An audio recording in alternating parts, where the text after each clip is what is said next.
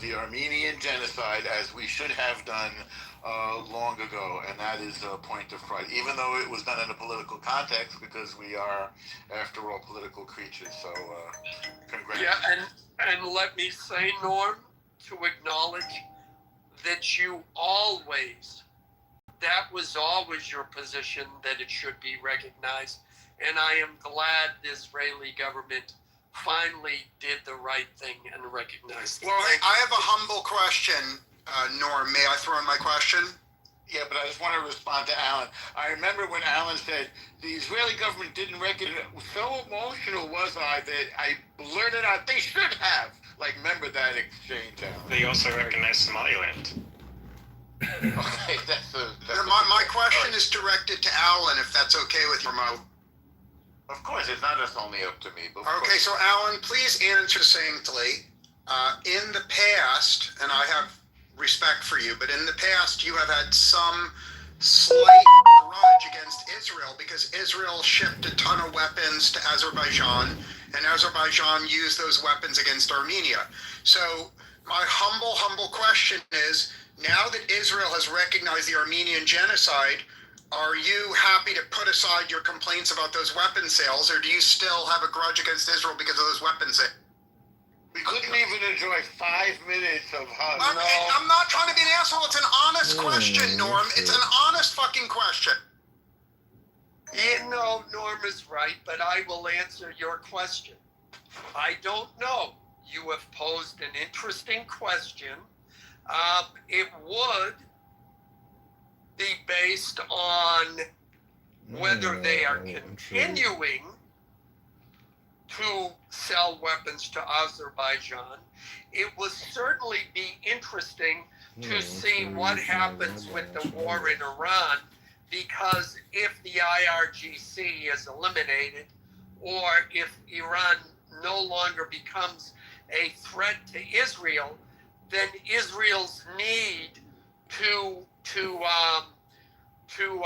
play nice, or pick a phrase, or to continue relations with Azerbaijan may shift, because as of right now, Israel and Azerbaijan, one of the reasons why Israel has relations with Azerbaijan is because they provide intelligence to Israel about Iran.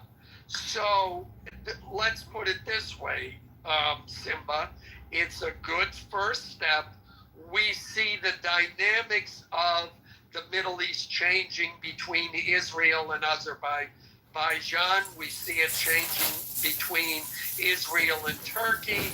We see things happening with Iran itself, with the war that Trump, that Trump and the United States has engaged in. And what happens in the future? Well, I can't look into the crystal ball. Thank you for answering my question. I don't want to bore the room.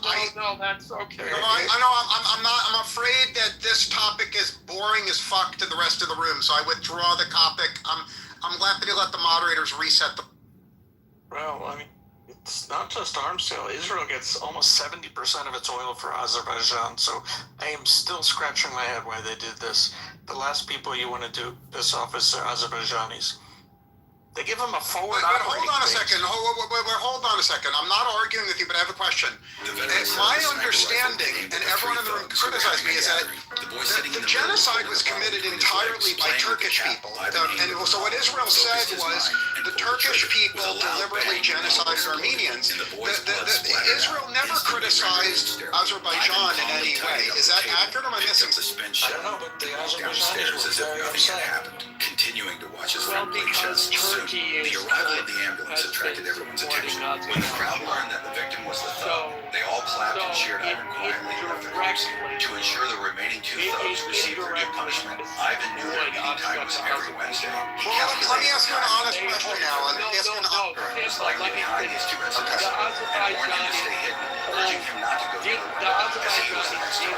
Hearing this, the chief suddenly panicked and quickly blocked the window with a flower pot. So I'm not arguing with you, and I'm happy to change the subject, but I just want to be clear. Do you feel that the government of Azerbaijan really has its feelings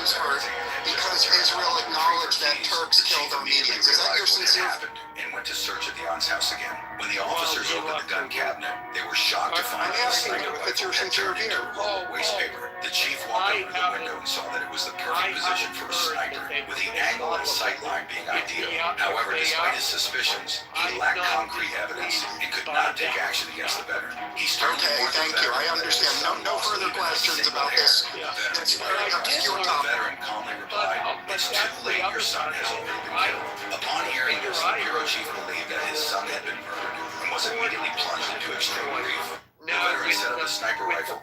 the destruction of the Nord Stream 2 pipeline, et cetera, if it's 70% now, that makes Israel even more dependent on Azerbaijan for its energy needs. But again, while Turkey and Azerbaijan have a close relationship, and it may have pissed off Azerbaijan, I don't think either is going to. I don't think Azerbaijan is going to stop selling oil, and I don't think Israel is going to stop buying oil. Okay, thank you. No further question.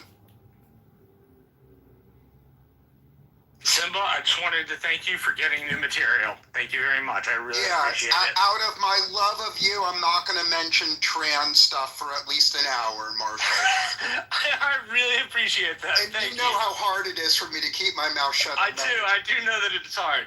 So thank you very much. I'm quivering. I'm like a heroin addict going through withdrawal, Mark. Well, what is your? Are you pro-trans or anti-trans? No. We're not going there. And back to the Azerbaijani thing. I did not realize that Israel got 80% of its gas from Azerbaijan. 70. 70, okay. Yeah. And Marshall, let me just say, Stop trying to Jew us down on how much oil we get. which reminds me, I have another funny joke. But Marshall, I didn't realize that you felt that I had been disrespecting you as a mod. And I apologize for that. I'm sorry. I got a little emotional about it. It No, doesn't happen often. It just like it happens. Yeah, it's happened enough for me to notice it. That's all. Yeah. But on my end, is that oftentimes I come into a room and I start getting dogpiled on, and I felt that you've gleefully joined in that dogpile. Oh, Alan, I'm sorry. I will do a much better job next time to not dogpile. I also apologize. It's okay. It I happens. have a question for Al. So Al, Wait, I'm not done Okay. doing a culpa with Marshall. So, and the reason why is that since I've always perceived you as being on the conservative side of things, I was more sensitive to it, because it's like, why is the soldier from our side shooting at me when we're engaged in this battle? So it was, if someone from the left starts dogpiling me, I expect it. But I didn't expect it from you, which is why I was more sensitive to it. Well, Alan, I'm sorry about that, and I will next time do a much better job to not dogpile. But you are right. When other mods interrupt, if I hear them, I will stop talking. And I wasn't doing that with you, and I should, and you're right. So I apologize for that too. Apology accepted, water under the bridge. We don't even have to worry about it no more. I have a question for you, Alan. Okay, no, I have one more thing. Norm, Can I go after you? it's Hunt Track or Michigan. This town voted in all Muslim city council and mayor, and now that city council has outlawed all pride flags, and the Jewish members of the city are upset too. But one woman, who she was Polish, I think, and really complaining about it, and you could not make this up. Her name is Karen Majewski. I'm done. Thanks. If you're my girlfriend, it's yours. Can I go after the brother that wanted to speak? Oh, it's yours. I'm done. And Yes, Alan, go ahead. But you have to work the name Karen Majewski into a sentence. It's yours, bro. Hey, normal man. I'm gonna give you your flowers today, man. You know, I wanted to say that this is Fleming, by the way. One of the things that stuck with me. This is one of the things that stuck with me, man.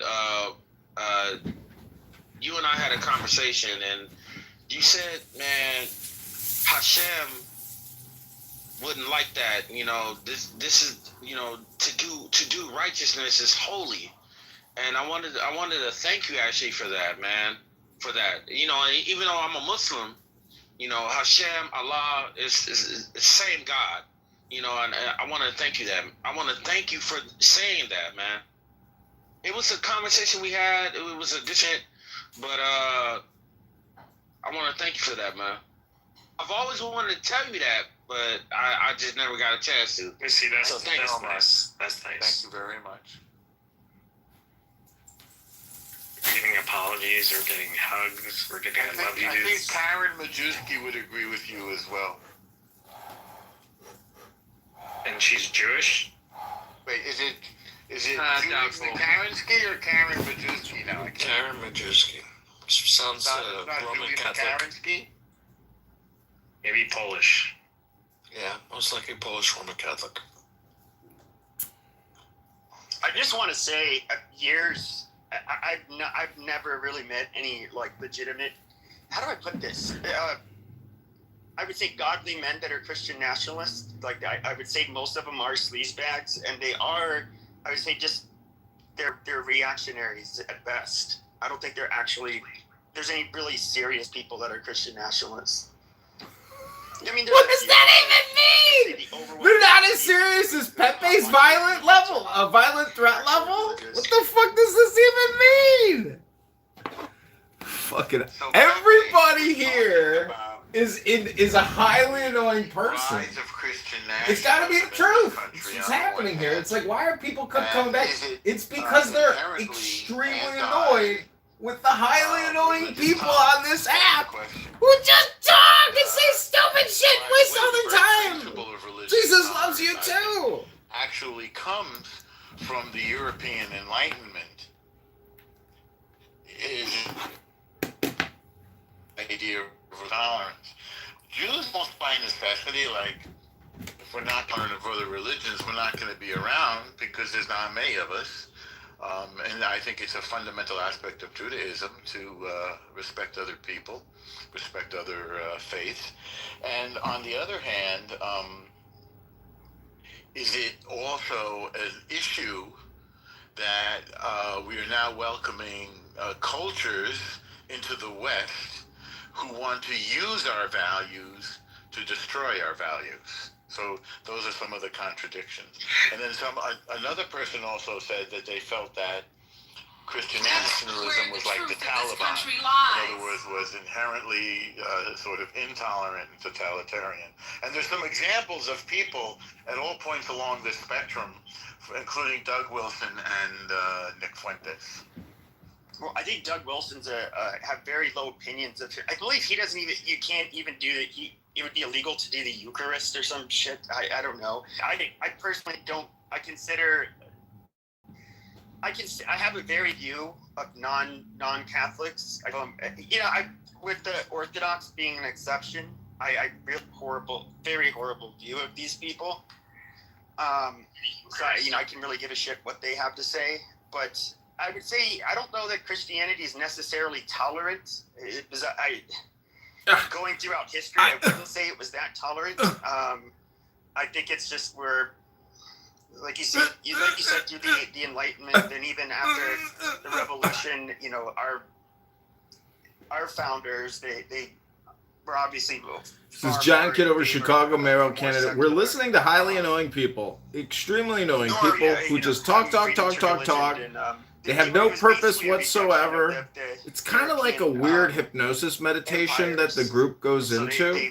They deliberately and did things. it's quite basically like AA So, Norm, or can I take a NA, stab where at the answering group that? comes together and they just say whatever is on top of mind. I think Somebody might the introduce a new people topic. It just keeps who rotating. claim to be Circular progressive, watermelon logic. they don't really Enjoy. believe in freedom of religion. They don't really believe in pluralism. The true guiding force of the woke and the leftists in this room and on Clubhouse is hatred of white Christians, and the evidence that that's their motivation is Dr. Peepee. they push to have massive numbers of fundamentalist Muslims move to America. So think about it. All these leftists and progressives who live in Bushwick or San Francisco, they demand millions and millions of like fundamentalist Muslims move here. Now it's interesting because obviously the fundamentalist Muslims do, ban gayness, and there's a whole bunch of they're anti-trans, anti-gay, anti-feminist, but yet the progressive community and the woke community wants massive numbers of Muslims. So I think that's prima facie evidence, Norm, that they're not anti-religion, they're anti-white Christian. And any group, no matter how many gays a group kills, no matter how many women are oppressed, the progressives want that group in America as long as they're sure that group will hurt white Christians more. And I'd ask you to ponder that. Well, we call that, so people will call it the Red-Green Alliance. People will call We it call that a lot of different things. Pepe the Resistance Fighter. Like the circles I was in, it's just simply called third worldism. So This is very much like Pepe's NAAA. When I was in those groups, when I foreign of the religions that are, I would say, hostile, and I'm speaking specifically of Islam, which I do not think we can live in peace with them. I really do. But do you agree, Pepe, that the leaders of the feminist movement and the leaders of the gay movement demand mass Muslim immigration, even though they know the Muslims will kill them, right? Like, do you agree, or do you think that's an exaggeration? I think, yeah, they have a loose alliance, and we all see those coexist bumper stickers, which are just fucking laughable and naive. I do think that a lot of them do it out of spite for us.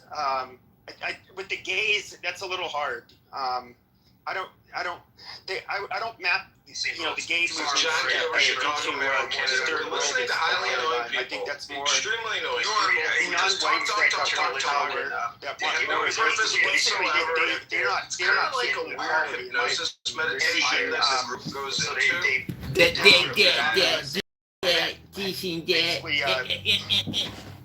Have a bigger piece of the pie. This is how people operate. And I wouldn't slur the gay community in Europe is different. So, for example, people don't know this, but the leader of the anti-immigration party in Germany is actually a lesbian, and she increasingly in Europe, and I'm happy to hear criticism. I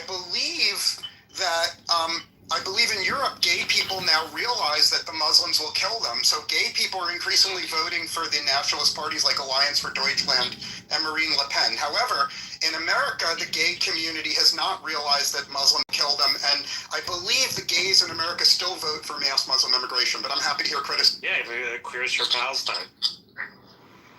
Yeah, I mean, Have you heard of the dichotomy between European gays and American gays, Pepe, or is that new to you? Well, I think that the issue is that Islam, we don't have to deal with much of the bullshit from Muslims here in the United States. In certain communities, They're like 3% of the overall population, right? Yeah, they'll be like maybe in Dearborn, Michigan, or something like that. But overall, they're such a small percentage of the population they can't fuck with anybody.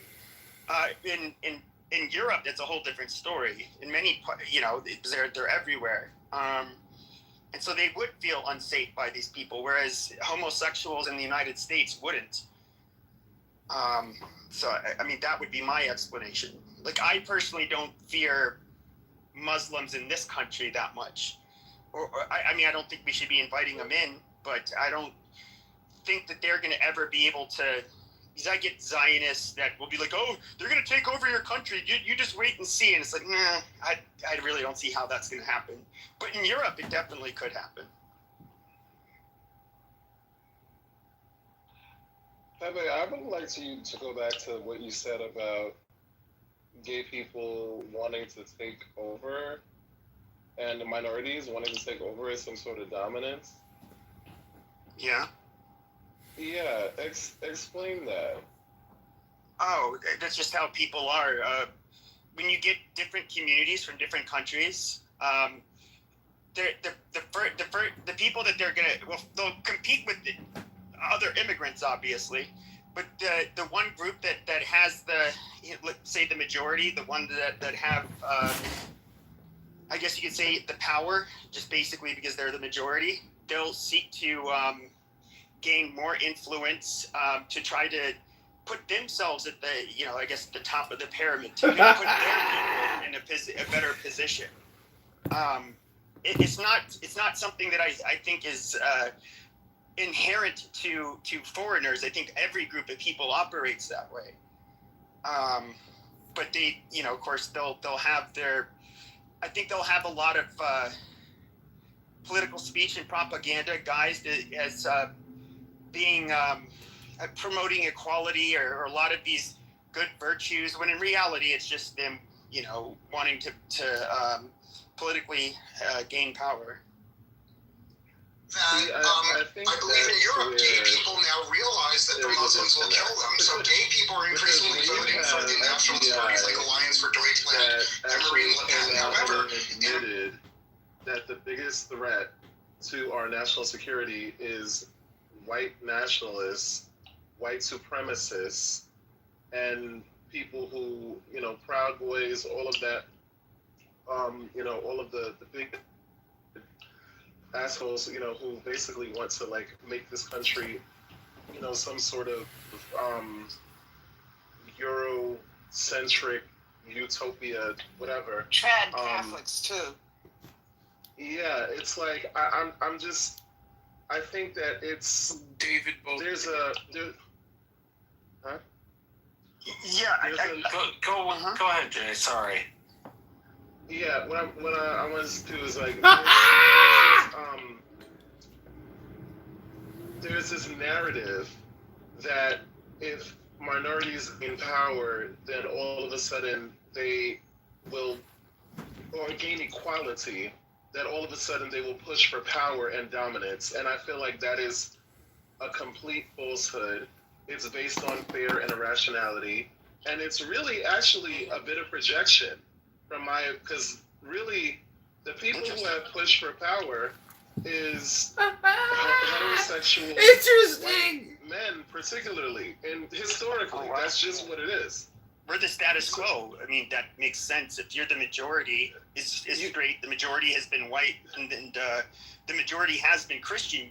That is the status quo. That's just like going into Mexico. I expect the hierarchy to be Mexican because they're the status quo in Mexico. But what you're glossing over is how they became the status quo.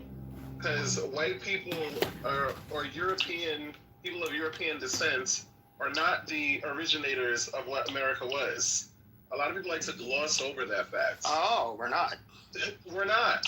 There were people. No, I mean, the original peoples came to the New World between 35 and 33,000 years ago. Yeah, but I'm talking about America, the culture, the country, the system we have on this land. I thought we were talking about settlement. Okay, I'm not talking about the land. You're talking about the East Coast culture. Okay, I'm talking about everything built on top of this land. Clearly had that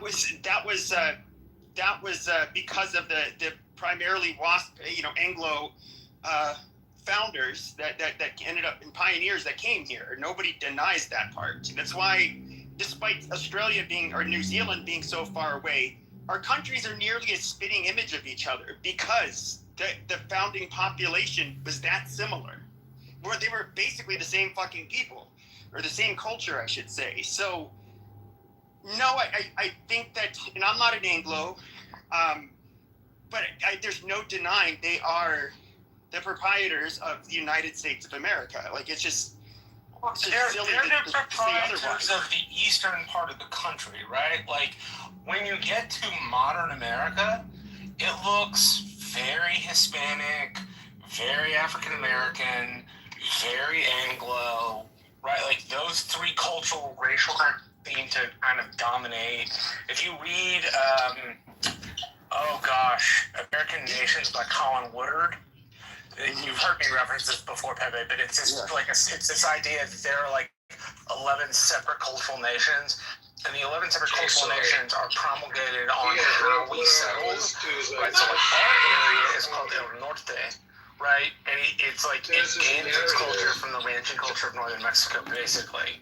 Right, so like where you live, where I live, Europeans as well. So I mean, it's just look, this idea that Europeans were the founders of this country, which is they absolutely were. Pepe, I'm not saying the Europeans were not the progenitors in the East. I'm not saying that the Spanish were not the progenitors in the West. I'm saying, I think to Jay's point, the folks that we rolled over to build on top of, they were here 35 to 33,000 years ago. Those people got here through a combination of the Bering Strait, Polynesian settlement, I'm not other forms of we all know settlement, there were right? Native Americans here. We all know that. I mean, that's Yeah, but it's part of dehumanizing as a prelude to genocide, right? What the progressive community does succinctly is they say whatever group controlled a piece of land before Europeans arrived, that's the authentic indigenous people, and those people have the right. Because it is. I love history. You can't tell the story of modern America without telling the story of the natives that got here 35 to 33,000 years ago. Marshall, I wasn't finishing my point. I wasn't finishing my point. The point is the history of this piece of land before Europeans arrived was different groups who hated each other, killing each other, and all the records show that the piece of land had one group of Indians and another group genocided them. Then a year later, another group. So the point is that the people, and this is my point, Marshall, the people that controlled the land on the day Europeans arrived, they were murderers that had stolen it from someone else, So, and the conceit of the progressive community and the conceit of the woke is that the group that had murdered and genocided their way into that land, because they're not white, they're legitimate, but the white people that arrived are illegitimate. No. I don't know. I doubt that's what Jay meant. No. And see, here's the thing that becomes, I don't know, I'm in a good mood, like right now, so you're getting a different energy. Jay, you sound like you're in a good mood. Yeah, because normally that kind of a statement would justifiably warrant a different level of tone and reaction. But because I'm in a good mood, I'll break it down like this. First of all, you can't just sit, like cry. It's the yearning for victimhood that I can't take from certain people with those kinds of beliefs. When you literally have privilege like my birth, simply because of the nation that we live in and the history that we have, that is irrefutable. People, the difference is, there was not just you have a war, or people kill each other and then it just ends there and there's like peace. No, there's been systems in place to have a sort of caste system of people within this country from the very beginning. It's like, look at all the wealth that has been stolen, the generations of wealth that has been, They were here 35 to 33,000 years ago. Those people got here through a combination of the Bering Strait, Polynesian settlement, We all know there were Native Americans here. I'm not talking about. I'm not talking about. I'm talking about historically. Not obviously now. Obviously, we're in a totally different station. That's why there's this sort of push for. Well, everything is good now. What do you mean? We had a black president. What do you mean? Like, everybody can come here and live the American dream. You cannot erase history. I know Trump is trying. That's why he just Well, made Buffalo the was If always you're half going to, black. if He you wasn't think you're full going black. to Oh, browbeat that's us, not the point. Just let Jay finish, please. Like, he was in the middle of a statement. We all heard him talking. Thank you. I appreciate that, Marshall. But it's like there's this, and again, it speaks to my point because I think it's very interesting, this sort of, yearning to be able to only view the positive parts, and this yearning for sort of a pride in our history. We have a dark past. Yes, there's been great. It's a complex fact. Much better past than other countries, though. But what you can't do if you're going to just Hey Jay, you are going in and out, buddy. and all this Like, reflect is hard. only focused on the schools and the tragic circumstances that people had to grow up in and suffer through, slavery, racism, all of that. You can't just gloss over that and then try to be like, oh well, now all these minorities, they just want to take power from us so that they can dominate. Like, sure, I get what you're saying. I'd say it like this. Now, nearly every country, I think they're going to have a dark past. Even when it didn't involve much darker than ours. France, and sure, but we did end up becoming the most powerful empire on the history of this fucking planet. So I We're think not an that empire. there's going to be any group of people that are going to, I guess, if they should be proud, it's probably Americans, if we're just being honest. And even still, I'm not your empire, fella. I'm not your fella guy. Not your But we guy, can- buddy. but we can I'm not your harp buddy, on- jackass. oh my gosh, let me stop. Yeah, no, But we can harp on. We can, like, you did touch upon it, and particularly the plight of African Americans. There are things that were obviously morally wrong. But I would say there's a little bit of a caveat. This is not my opinion. This is a fact. In every country where you have blacks as a minority, they're the de facto underclass. They are the de facto. They're the ones who don't do very well. You can give a million reasons why, but black people in particular do not get treated well anywhere, and they don't tend not to perform very well anywhere. Some of them do, but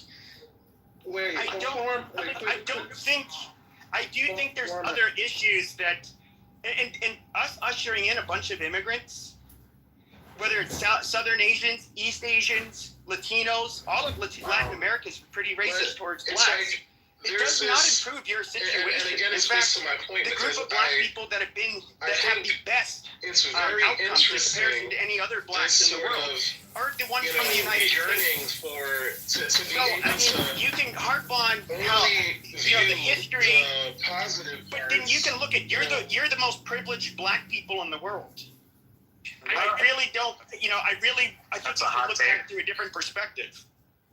Yeah, I mean, there's some I'd like to wealthy respond black to- people in France, as an example. Yeah, I would like to respond to, implicit in all those statements is the idea that, you stole the land from native peoples, therefore you don't have the right to complain because you're benefiting from the systematic oppression and racism and misogyny and patriarchy that happened in our past.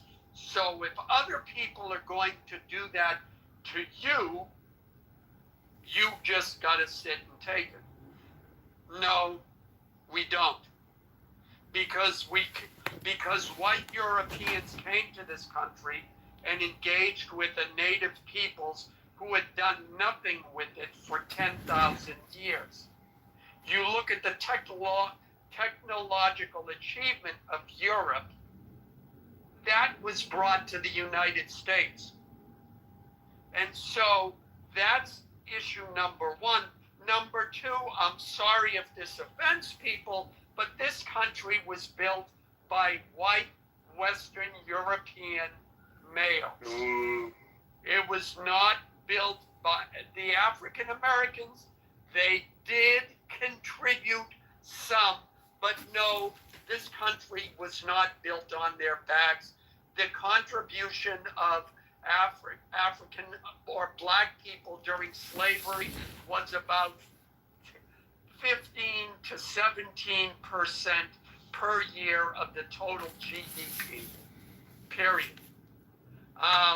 So, yeah, we are going to complain, and we are not going to allow people who use these lefty talking points to tell us, oh, you can't talk because your ancestors were bad, especially since everyone, be they native, be they black, be they immigrants, be they illegal immigrants, be they anything, benefit enormously from the accomplishments of Western white Europeans. So we would like all of those people to sit down, stop complaining, and say thank you to the white man for everything he has done for you. You're goddamn right, brother. So you're saying that black people actually benefited from slavery, is what you're saying? Yeah. They benefit from where have I heard that before? Where have I heard that before? Say they benefited. You got that right, Alan. I said they benefit from this country. You know, you got to listen to Alan on this. He was actually here when the Mayflower landed. That's right, and that means I'm old enough to be tired and have zero tolerance of liberal fucks who let a gay man kiss them just because they asked. But that's just me. I mean, you would be homophobic if you didn't kiss him. Wow. I really, it's the white victimization for me. No, like not literally. If you get no, excuse me. Don't interrupt me. Don't interrupt me, because Alan, I'm going to need you exercise some restraint, because I guess it triggers you when you come face to face with somebody who can actually tell you that you are not a victim, that you benefit from privileges liberal from not liberal bullshit. You have not built anything. You have not. How have you benefited this country? Does everyone get to complain? Yes or no? Oh yeah, not while I'm fucking talking, jackass. So mic the fuck up. Does everybody get to complain? Oh my yes god. You want to be a victim so bad. No? Where's my little violin? Where's the white people who've been? Which I'm sorry. A white man treating you as an equal. No. It's not an equal. The white it's man not an equal at all. No, this is not an equal. You want to be. No. It's not about complaints. It's not about complaints. No, you can shut the fuck up. Don't fucking talk to me like that, bitch. Because we'll derail this whole fucking room. Because you talking to a gay black man that will punch you in the face and then fuck you, bitch. Well, don't fucking talk to me like that. He has to consent. No, he doesn't have to consent. Fuck that. Because my ancestors didn't consent. So fuck that. Talking to me with that bullshit, like you're talking to somebody who's educated and smart as fuck even before I was educated. Got skipped in fucking nursery school, and that's a fact. Don't come at me with no bullshit. I was keeping it cute. Where did you get your degree? I told you. That's irrelevant. But I have several degrees. You talking about college? Yeah. I have several. I treat you like an equal, and who's the victim? No. It's not a victim. Not a victim. I'm somebody who's just checking your ass because you're ignorant and ill-informed. No. You. Oh wait. Okay, you in the room. Did we hear from Jay and then hear from Alan afterwards, or whoever was going to go next? Yeah, that was thank you for that, because that's what was going on that derailed the conversation in general. I was responding to the complete bullshit that Alan said, and I'm not going to be here in a room and be discussed, like I'm not in the fucking room, and have some jackass, probably white supremacist, talk about how actual history is up for interpretation. It's not up for interpretation, jackass. What happened, happened. And it's not like I'm sitting here crying about it. All I'm saying is that you can't erase what happened. You might want to. What happened? Let's, we open up some history books. We understand that people were slaves, that black people were enslaved for hundreds of years. We understand that the fucking White House was literally built by black people. We understand that black people have literally contributed to freaking advances in science, advances in fucking who invented the fucking hot comb? Invented peanut butter, invented fucking culture. Because guess what? When you're going to your basketball games, the what do you call it? The Knicks. The Knicks, and I'm not into basketball. That's okay. We're not all perfect. Fucking go look at that. Look, we have culture, TV, whatever, the history, doctors. Black people have been the blueprints. And listen, I'm not even like a black supremacist. I'm not even mentioning that I was addressing with Pepe earlier. I think that there's a really insidious narrative about, and maybe just a misunderstanding or an irrational fear, a phobia of black people attaining power, because it's like, oh, well, our ancestors suppressed them and blah, blah, blah, so they're going to just do the same thing when they get a chance. It's the same thing with misogyny. It's the same thing with gay people. It's the same thing. You're always worried about people who have been disenfranchised, especially for generations. Once they get, the power, they're going to abuse it. No. That's your playbook, not mine. I'm speaking to the ones who it applies to. People like that Alan jackass. Not all the white people there. I love white people. I love white men. Trust and believe. But what I'm not going to do is sit around and listen to people try to completely whitewash history and gloss over the reality and the legitimacy of what happened and invalidate my actual ancestors' lived experience. Fuck out of here with that. Okay, so Pepe, let me respond. Let's make it clear. He didn't like that I was invalidating his history, his people's history, his lived experience. So therefore, his response was to threaten me with violence and rape. That's his response. What was my response? I told him I was treating him as an adult male, and he didn't like it. Do we need people like JJ in our country? No. Let's hope that you somehow end up in jail so you're removed from the population. Hey. I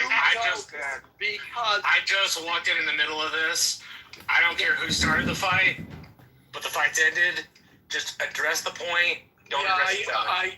I am addressing. He didn't like what I said, Marshall, so he threatened me with violence and rape. And you threatened him with murder, right? He belongs. If you guys both threaten each other, then it's a wash, and we can just address the subject. I'm saying he needs to be removed from the population and put in jail. Oh, genocide? I don't, again... Yeah, I just walked in the middle of this. Fine. I just need you guys to address the conversation, not each other. And you said to him, you said he threatened you. So now it's a wash. Now let's just talk about the subject, because I just walked back in here. Okay, that's fine. We're done. Okay, who wants to go next?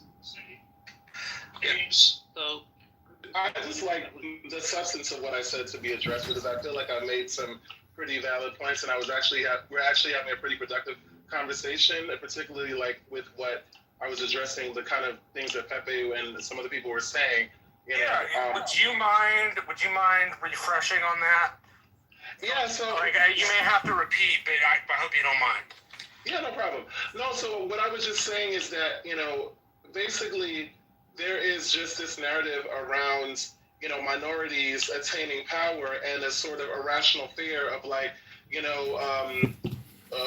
what can happen, like a slippery slope of, oh, well, if we give them power, then, they're going to oppress us the way that our ancestors oppressed them, and they're just waiting to get in there and abuse. I've heard that. I live in an area that's 95% Hispanic, and I can count.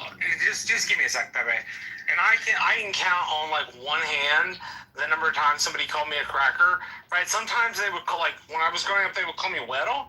Right? Like little like. That's not even a mean word though. No. I what I was gonna say was like I don't take güero or güerito to be like a mean thing. Like I never took it as a mean thing. My point is like I grew up in an area where minorities controlled the government and the levers of power, and like far from the minorities taking vengeance upon the Anglos that lived in the Rio Grande Valley, right? Like we've been treated with respect and decency. So I hear where you're coming from, JJ, because that seems to be when I get around large groups of white people and this conversation comes up, that tends to be the conversation. Oh, if we give them power, they'll oppress us the way we oppress them. Yeah. Well, Mexico did invade Texas. I'm talking about other people I've talked to. Yeah. Like who? The white KKK guy that shops at Target and fucking rides a bicycle from like fucking Toys R Us in the 1980s? Honestly, people I went to college with. God damn it. I do. That's ridiculous. No one believes that in like any serious monochrome. Like on Clubhouse, that shit would rate. Like we have this whole like all these sides have these mysticisms about this shit, and it doesn't there. JJ, hate to tell you this, black people did not build the entirety of the White House. They contributed, yes, just like the whole country. You didn't fucking build the whole country. It wasn't built off the backs of black people. There was a great proportion that was significant that helped establish the country, but like this whole hyperbolic thing is there. White people are not afraid of being slaves. The Hebrew Israelites are not going. No one. In the Matrix. And it was 15. No one's going to give AO. One hates gay. Nobody really hates kids that much. Well, I take that back. There are some people that hate fucking kids, but overall, like. That shit's on Clubhouse, and that's just hyperbolic. If you're going to have a serious discussion, Marshall, there's no way in hell anybody's afraid. If we were, the fucking Hispanic people would be ruling us today. So it was an anecdotal perspective from like one interaction I had at one time. If Pepe was top, yeah, go on, Pepe. So, regarding look, it's not African Americans that are going to outnumber, and in my estimation, my personal opinion, they will never. First of all, they're too small of a population to even be dominant over us. But the people that are coming in are predominantly non-black people. Those are basically the people I was referring to. You have Indians, which I think are going to be very tribal.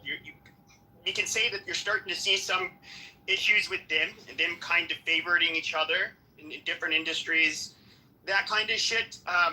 But with black people, I think as we get more immigrants that are not white, I still don't in my personal opinion, it might even be worse for black people.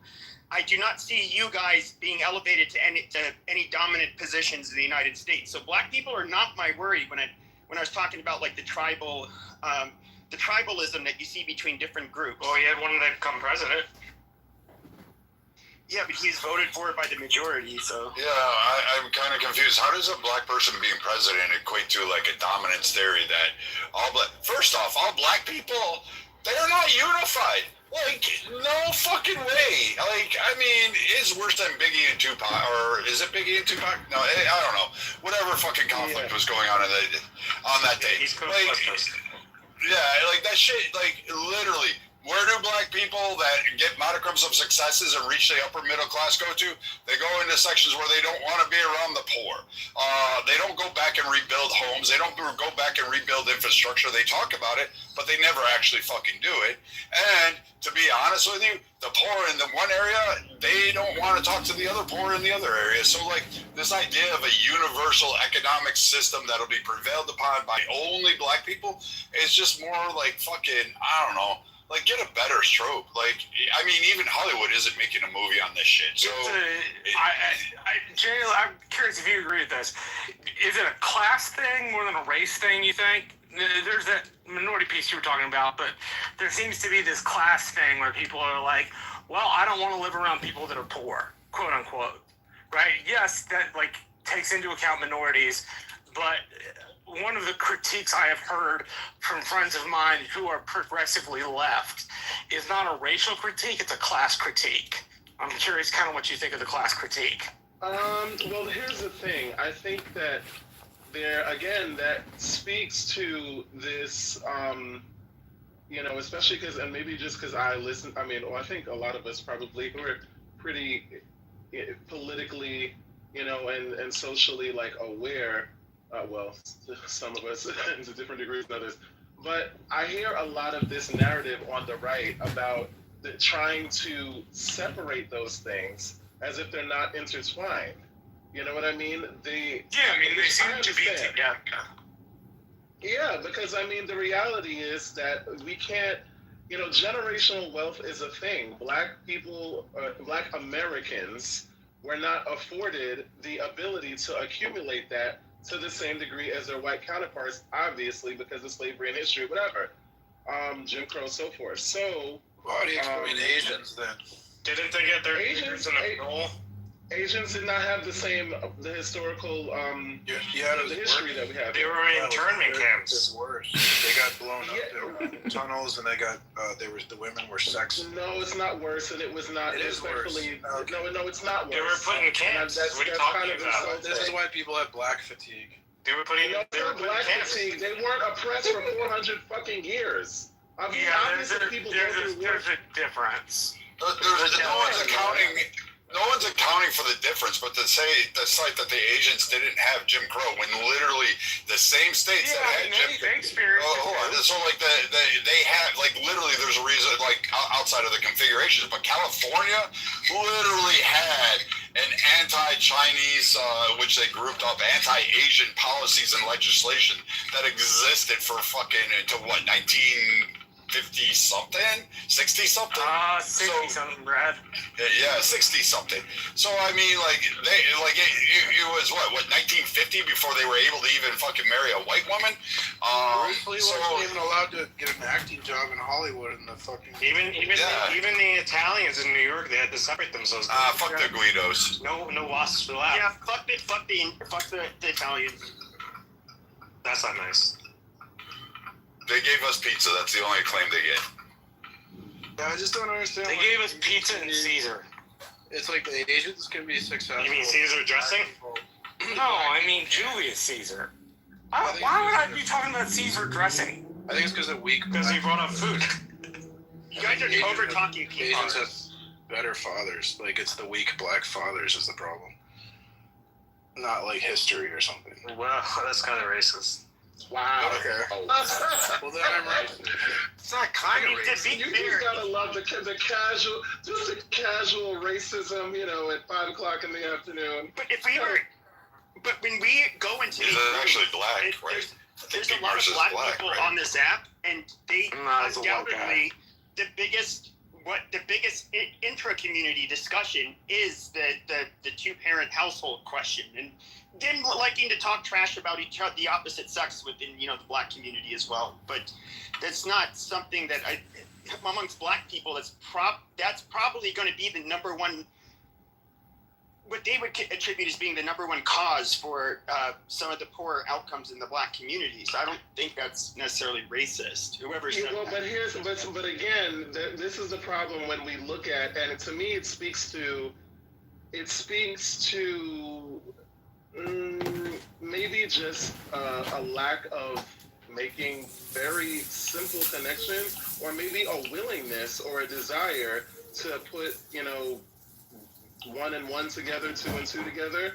Why were black men, black fathers out of the households? Because many of them were imprisoned. Why weren't many of them? No, not prior to. What are they You're talking about the social expansion programs. I thought it was the deindustrialization in particular, where a lot of people from the South, white and black, moved up to the Midwest, and they had jobs that could pay for a family, and those jobs went away. And a lot of hardships, and they ended up facing a lot of them, and then you know, there's maybe some social policies that were not the best, like the only allowing the women to stay in Section 8 and so forth, that kind of shit. But even even expansive roles in white communities. Who's the over-prevailing group that utilizes the most social safety nets? White people, in particular white women. So even then, if you're talking about who pushed the black men out of the community, no one told black men to up and leave their families. No black woman said, you know what, honey, I want to live on the government tit, and I don't need you to go get a job because I can just get this free money. You go away. I don't need you anymore. I mean, unless they were abusive or something like that, I'll give a carve out for that kind of shit. But really, a majority, black women weren't telling black fathers to get the hell out of the household in any kind of facet. That like myth didn't happen. Otherwise, we would have saw it amongst other groups like the Hispanics, the Asians, and white people.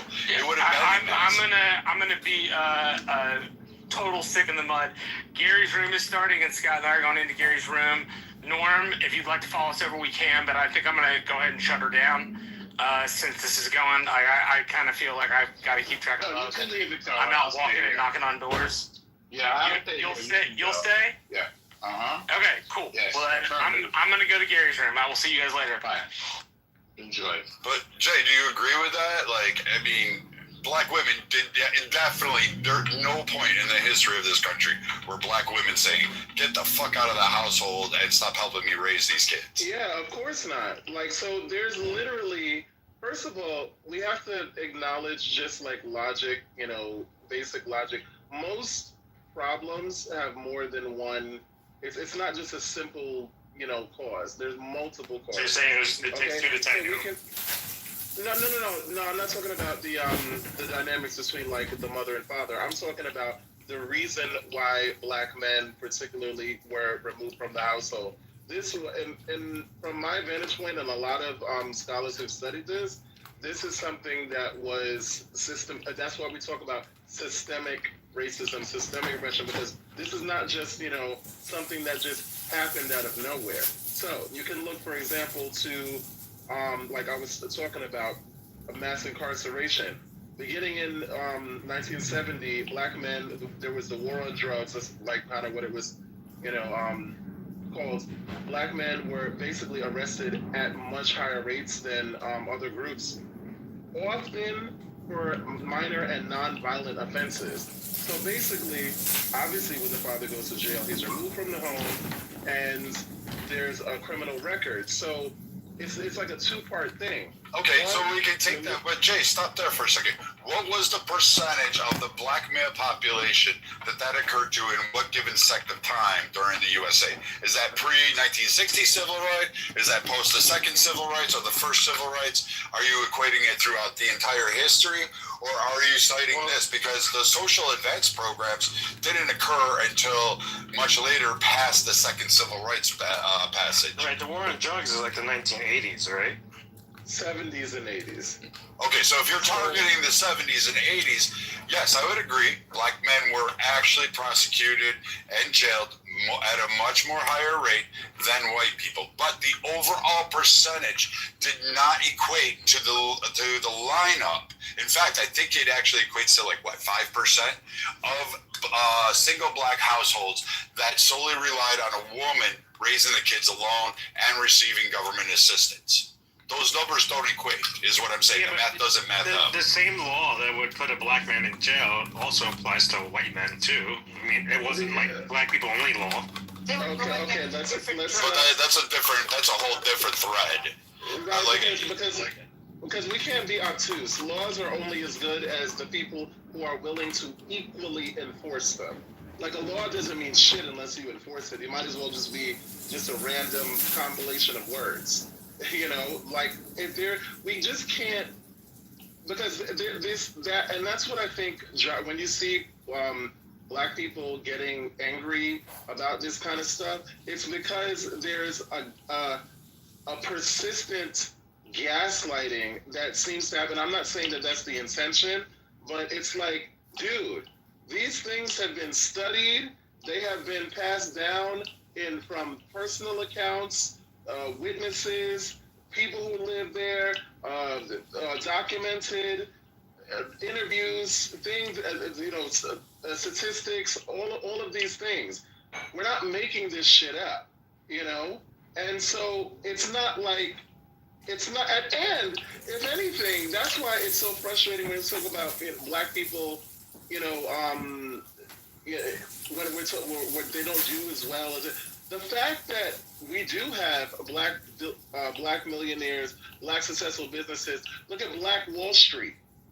That was attacked and everything by the people at that time. We have fucking black excellence on so many levels, despite the intended oppression and suppression of black people's civil rights. But Jay, I get the talking points. Like I get the whole "I have a dream" speeches. Like I've heard it on Clubhouse for 5 years. Martin Luther King. I'd say a lot of people missed a lot of the march with him. You forgot Junior. And I think people should have paid more attention to Malcolm X versus Martin Luther King. And there were other greats at that time as well, Lewis, etc. You can go down the list. But what I would say is, though, when we look at the data, we can now with the historical lenses because it's been combed through, and because there's a lot of hyperbolic or really reaching on this. Again, when we look at the raw data, like I could cite a period in time from the 1920s to the 1940s where white men were the actual largest group per capita, percentile-wise, etc. All the way, the numbers indicate they left their homes much more frequently than other ones. And they did that despite receiving government assistance, mostly due to economic collapses, Great Depression, the Midwest, what do they call it, Dust Bowl, that shit. They absolutely left and abandoned their families because they were just twat waffles. But overall, like we can say that the inclinations are more along the lines of, hey, no one actually pushed that narrative. And it always comes back when we look at it, and we've heard this from a variety of well-known black women leaders in the community who say, no, this didn't occur that way. It occurred because this was a choice. Well, I wouldn't count her as an expert. But I would say that these various leaders would often cite that, hey, yes, it's a nice coverall, but it doesn't actually equate to the problem. And the stats don't back up that narrative. Let me ask you, what's the number one cause of divorce in most marriages? Infidelity. Irreconcilable differences. That's not true. That's not true. No, not legally. What are those? The legal thing. I would say it could vary from like economics. It could.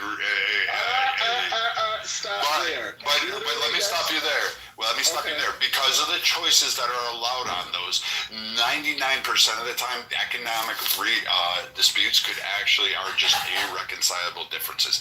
It's not like, hey, you have a plethora of providing me the diamond ring and the Mercedes, and since you can't do it, I'm leaving you. Like, I don't believe anywhere that exists that can prove that. But at the same time, I think the arguments over money or financial constraints throughout the course of the life and our inability to resolve those matters and to overcome them as groups in between is really, really highlighting. And it does particularly weigh on women, because we can see this in lesbian studies where they have very, very high propensities to have irreconcilable differences, including economics and abusive relationships. Do you not agree? No, right. But see, what I'm trying to say is that what we can't do is look at when you look at one study, when you're looking at certain things, you're looking at them as if there are certain groups. You're looking at them as if they have parallel experiences. And to some degree, like, certain factors are similar, but you can't negate, or just try to, just try to narrow it down on like one particular variable. There are many different things that were happening simultaneously, right? So obviously, that's the thing. Obviously, it's not just the why men left is mass incarceration, is economic hardship, is a legacy of slavery. Mass incarceration. Is also, hold on, huh? It wouldn't be mass incarceration because even as I pull up the stats, not by itself. No, but that's what I'm trying to. But the mass incarceration, it's not. It shows that the majority of those crimes didn't come from the majority of family homes. Like the mass incarceration you're looking for actually occurred with single men. Now they may have had children with various other aspects, and I can grant you that. But the overall solidified home of a family, that number is not warranted in the crime stats. It shows different. No, you're right. But that's what I'm saying, though. The reason why people make choices for reasons, right? These things just don't happen in a vacuum. There's nothing inherent. And I think January 6th taught us that, because there's this narrative about black people being more violent. Abso-fucking-lutely not. Not the ones who were beating up cops on January 6th. That was white men. So it's like there are many different factors as to why black men particularly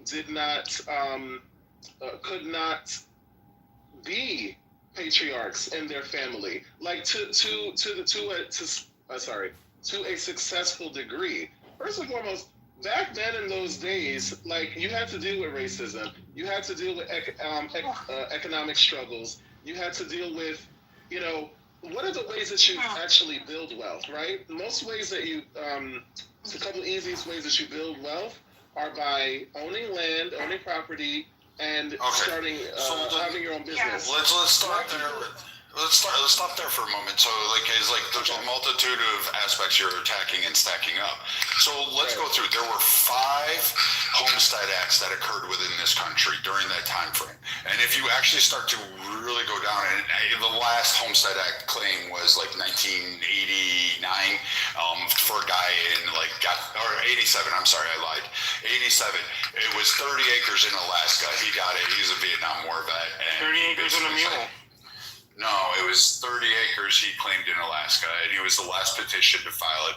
And the reason they closed the program is because no one filed for it. It was absolutely done. But when we look at the homestead grants that were actually granted, do you know that the vast majority of those, including for white people, the only group actually did really well on the land grants was actually Hispanic people, oddly enough. The overwhelming, by second generation, those land grants were gone because 90% of them were abandoned. Like, the kids didn't want it. They sold it off. They sold it to conglomerates, multiple bigger areas, or they allowed the state, because they didn't want to pay the estate tax or the taxes due on the property because of various reasons. There's also, some other environmental disasters that occurred, like the Dust Bowl. These areas that occurred and having this just shows that those grants, despite the parents raising their family, living on the land, they didn't. They chose economic opportunities more closest to urban areas, which is why those land grants actually failed. And that Homestead Act overall generally were a good idea, I guess, if you're going to do an expansionist kind of viewpoint. But overall, the ones that maintained it, including black populations, the kids, like even white kids, they just didn't want to fucking do the work anymore. They didn't want to be farmers. They left. And we see this recurring theme. But again, the Hispanics, they held on to it. And so did the Asians up until World War II. Then when the government went ahead and seized them up in internment camps, then, basically a lot of them lost those opportunities. They started to evolve into more different areas. Okay. Well, I listen. I have to leave. I feel like there's a lot there. I think we can have a more interesting conversation about this, but I kind of just want to like leave you with this kind of general idea, which is that there, when you try to not you personally, but when there is this conversation surrounding like, well, these other groups seem to have figured it out. Why can't black people, just do what they did? It's that's where you lose, like literally, like every black person ever, because we're not gonna sit here and act like there weren't, especially black Americans, right? Because actually, people who come from Africa or Europe, black Europeans and different parts of the world, they don't have the same kind of generational trauma that we have, in addition to all the other things that we mentioned before, in addition to the history, in addition to the fact of there's been so many studies for literally people hiring, like, what do you call it, companies hiring certain people because, oh, we want a certain image, we want a certain look, we want a certain number of white faces in our thing because that's what's going to sell. How many Black Panther, they didn't want to, that took so many years to make because they didn't think an all-black superhero movie would sell. Prove them the fuck wrong. It's like there's been so many different. Spawn was a better one, but so that's my thing. I think that, like, listen, I'm somebody who, listen, you're talking to an educated, smart as a whip motherfucker from Queens, New York, like Queens' finest, New York's finest. No, so Jay, I like you. I'm not discounting it. I'm not trying to. No, not me. I'm just saying, like, I'm not, because it's, there's like a narrative about, oh, everybody just wants to be a victim. No. It's just about, like, let's just acknowledge what happened and be a little bit more nuanced in our evaluation, especially. But that's what I'm asking. That's what I'm asking too. Is don't give the gloss over. Like, I get the MLK thing. Like, and I use that as a tongue in cheek. I get the whole, because there's a lot of people that rip him off out of context and apply it to absolutely everything and use that as a crux. But when I go through and I look at the policies, or I look at, all right, who did what under which areas, like when I go through those historical records and even reading the Times, like your argument there is like, oh, here, the generations didn't do it, but yet the people that came out of that grade, even still suffering in the Jim Crow era, that actually started to build generational wealth through land acquisitions, through financial means, and had that, yes, they faced racism, yes, they faced prejudice. I give you all of that. How those groups still succeeded until their generation came out who said, screw this, I'm taking the money and running. And that was it. And it didn't just occur in black communities. Maybe because black people are a minority that it gets hyper focused on, but it happened in the vast majority of white communities too. So when we look at these two demographics side by side, you see very similar slopes of like removal from opportunities for generational wealth, despite their families actually providing that narrative and facing those. And so when I look at that and I hear, oh, well, it was because of racism. Yes, but there was the pathway. Yes, I'll give you like the GI Bill. I'll give you trades and patent marks. I get that. The 75,000 patents that existed, that definitely would have brought wealth to black people. I give you all of that, including the artwork, some of the script. Internet, without knowing where they're going on the internet, what they're seeing, how it's affecting their developing minds, I agree, that's a serious problem. So, should we support a social ban for children, or should we say it's mom and dad's responsibility, not the government's? We don't need a nanny government. I'm going to start opening it up to folks on the stage to speak in the order in which I see them. Alan, are you interested in commenting on this one? If Alan doesn't answer, folks, for those who don't know, he is running a small retail business, and he's probably with a customer. And so actually, when Alan cannot come to the microphone, I'm happy, believe it or not, because it means he's hopefully making moolah shmoolah, and that's important because we don't want to just, as much as I want people to be involved in what we're doing, taking care of business comes first, right? So we'll go to Scott, followed by Marshall. Yeah, okay. Here we go. Yeah, I mean, look, I don't have a ton to say other than, look, I mean, of course, the number one advocate for this policy of social media banning and this sort of stuff is Jonathan Haidt, right? I mean, he's an NYU psychologist who wrote the book The Anxious Generation. He focuses on the rates of anxiety and other mental health problems that are increasing in this teenage generation. He links this to emergence of social media, decline in exploratory play. Oh, baby, He wants to go further than social media. He wants an entire smartphone ban, right? So, I mean, you can Google Jonathan Haidt. He's been very articulate and stuff. And there are people that challenge this, right? I mean, people that challenge it say, look, it's oversimplification. Social media helps as many people as it hurts. For people that are marginalized communities and like LGBTQ plus, other groups, people on the spectrum, it can be quite helpful. That also, how will you enforce it? And it's going to create this two-tier system, kids with it, without it. So, I don't know, Gary. I think that this is worth public debate. It's worth a lot of public debate. And I think that the answer will probably not be a simple one. So, I think we ought to debate it one day. And I don't think, prohibition is a blunt instrument. And maybe that's what we need. But the problem is with a blunt instrument, it doesn't take it into consideration for all the nuances. There you go. That's all I got. So how do we do that? How do we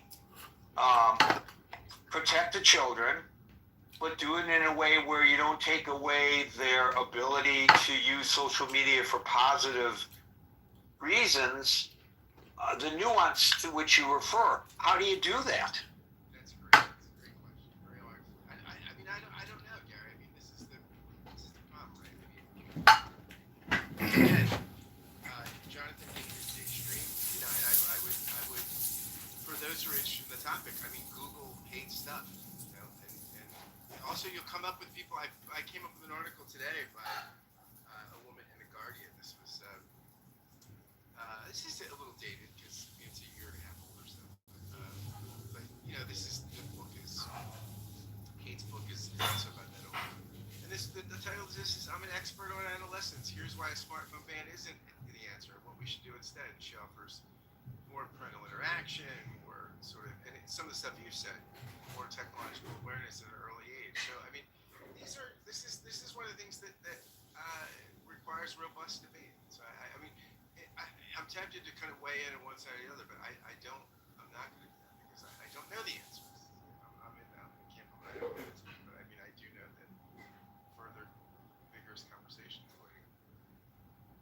It occurs to me, Scott, that even the most mundane, unobtrusive approaches to this become controversial. So, for example, we have seen on the local level, and this is something that can be easily done and doesn't affect the social media platforms themselves, saying that the children cannot use or bring phones into the classroom because it's distracting. And I don't think that's such an onerous thing for a school district or a school to impose upon the children. But then you get pushback from parents who say, well, what if there's an emergency? What if there's an emergency? And I'm thinking, when I hear this, how the hell did I survive 12 years of education? Well, actually 13 if you include kindergarten, if you want to consider that, without a cell phone. What did I do if there was an emergency? What did my parents do if there was an emergency? How did we manage? But even something as unobtrusive as that gets pushback. Now, you expect the pushback from the children, but what I find kind of astounding, Scott, is a pushback from the parents. Yeah, of course. I mean, look, I mean, it doesn't surprise me. I mean, there's people, again, this woman who wrote this article isn't here. She talks about her own kids and the reasons why she doesn't support a ban as an adolescent psychologist expert. So I think it's complicated, Gary. It's complicated. I'm Mr. Gray today. I agree, it's complicated. Marshall, followed by Daniel. I go with Scott. I don't really know the answer. I do think that you ought to introduce tech gradually, and tech should only be accessible in family areas to kids, right? So if you want to play a computer game, great, but it's got to be in the family room, right? You're not allowed a computer in your bedroom. You're not allowed a TV in your bedroom. You got to have books in your bedroom or toys, right? You need more free play. That's about the end of what I think. So that's interesting that you should say that. I was actually thinking about that as well. From my days when I was parenting, when we had one computer for the family, and I think I've mentioned this here before, but my decision was, and my wife's decision was, we would put that computer up against the wall, so if the children used the computer, their backs were to us, and we could walk past anytime when we want and look over their shoulder and see what they were doing. But today, the computer, as we all know, is a handheld device, which they take with them everywhere that they go. How's a parent supposed to enforce? No, under my metric, you would not get to take it with you everywhere. It would be in one place. You would have to use it in one particular place, and it wouldn't move from there. So in your metric, your children would not have, you would not allow them to have smartphones. No, I'm buying flip phones. Okay, so now here comes the pushback from your children. And they say, Dad, everybody else has an iPhone, and I'm being bullied because, you only have a flip phone, and they're making fun of me, Daddy. What do you say then? We'll start getting you picked on. What the fuck? Okay, so your argument is the Gary parents Bumgarner. are responsible argument. Yes, parents are absolutely responsible. If they let their kids mess around with devices and they don't pay attention to what their kids are doing, they're responsible for everything they get. So you would be opposed to this legislation, the nanny legislation, as you might call it? I'm putting the words in your mouth. I'm not so sure I would be opposed to it, but I'm certainly opposed to the idea. I'm certainly opposed to big government in general, but the idea of keeping kids off computers, I think, should be a parental thing. I don't think it should be a government thing. But of course, so I'm not opposed to the legislation in part, but I am opposed to this idea that parents can't parent their children, that they need the nanny state to do it. Right. So the problem, of course, is that's great for Marshall's household, and that's great for my next door neighbor, who I used as an example, their household. You guys know that we're talking about you over here? But what about all the other families that, they don't have these strong parental skills? Shouldn't the government step in, or should we allow things to continue to run amok and say, well, that's on the parent? I don't know. I don't have a good answer for that. I don't think the government has a good answer for that either, Marshall. Remember what Reagan said about the man from the government coming to your front door? Daniel, followed by Amir. The prodigal son has returned. Thank you for having me on this stage, Gary. Can you guys hear me okay? I'm just in headphones. No, I don't hear you at all. Yeah, we hear you. Okay, good. All right. I mean, what it comes down to is, what does the word freedom mean to you? I mean, is freedom just about, oh, I can have my kid on social media all day. I can do whatever I want. This is a free country. Blah, blah, blah, blah, blah. We have no responsibility for anyone else within our community. I think my kids have the freedom to potentially get groomed, lose their attention span to content, have higher rates of depression, become socially stupid. One great example is in France, the beautiful country of France. They have to teach empathy classes for the toddlers. The toddlers are stunted because they're all stupid-ass iPad kids. They don't know how to function. They're on the internet, and the internet curates the world to what you want. It customizes your experience so you can escape the obvious reality, which is that the world, heaven forbid, does not revolve around you. And that's the danger of the whole internet. I think we don't go far enough. I think we should do what Dune talks about. I think we need to unplug the whole fucking internet. We need a Butterlarian revolution. Just fuck it. Get rid of the whole internet. Politics would be fixed. Dating would be fixed. So many problems that we're dealing with now would be fixed. Mental health would be fixed. All from the fucking internet. Let's unplug this bad boy. Experiment fucking over. And when Marshall says, isn't like the government doing that? That's fine. We can do a peaceful grassroots movement and destroy this machine. Thank you. Well, I think it's going to be hard for you and I to go out there and pull the plug on the internet. It sounds like a great concept, maybe, except for the fact that it would kill this forum. And what would we do, ladies and gentlemen? We'd have to. What would we do without the critical We all thinking come forum? to your home, get. Yeah, we meet up at bars and places in person and be able to smell and touch each other again. It's a great concept, but you don't believe it's going to ever happen or could happen. No, I don't think it will. I think it's going to, centuries from now, it will be the death knell of all humanity. But, what can you fucking do? It's just like the nuclear bomb, bad idea, but can't do shit about it. I saw a headline today, and I will acknowledge that I did not read this story, but I think it's apropos to your point. And the headline said, humans used to control machines, not so much any longer, or something like that. So there's something to be said for that as well. And as Larry, my good friend Larry down there in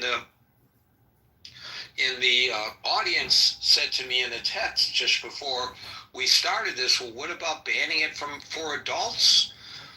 And maybe he has a point, and you seem to be articulating his point pretty well there, Daniel. Thank you, and welcome back.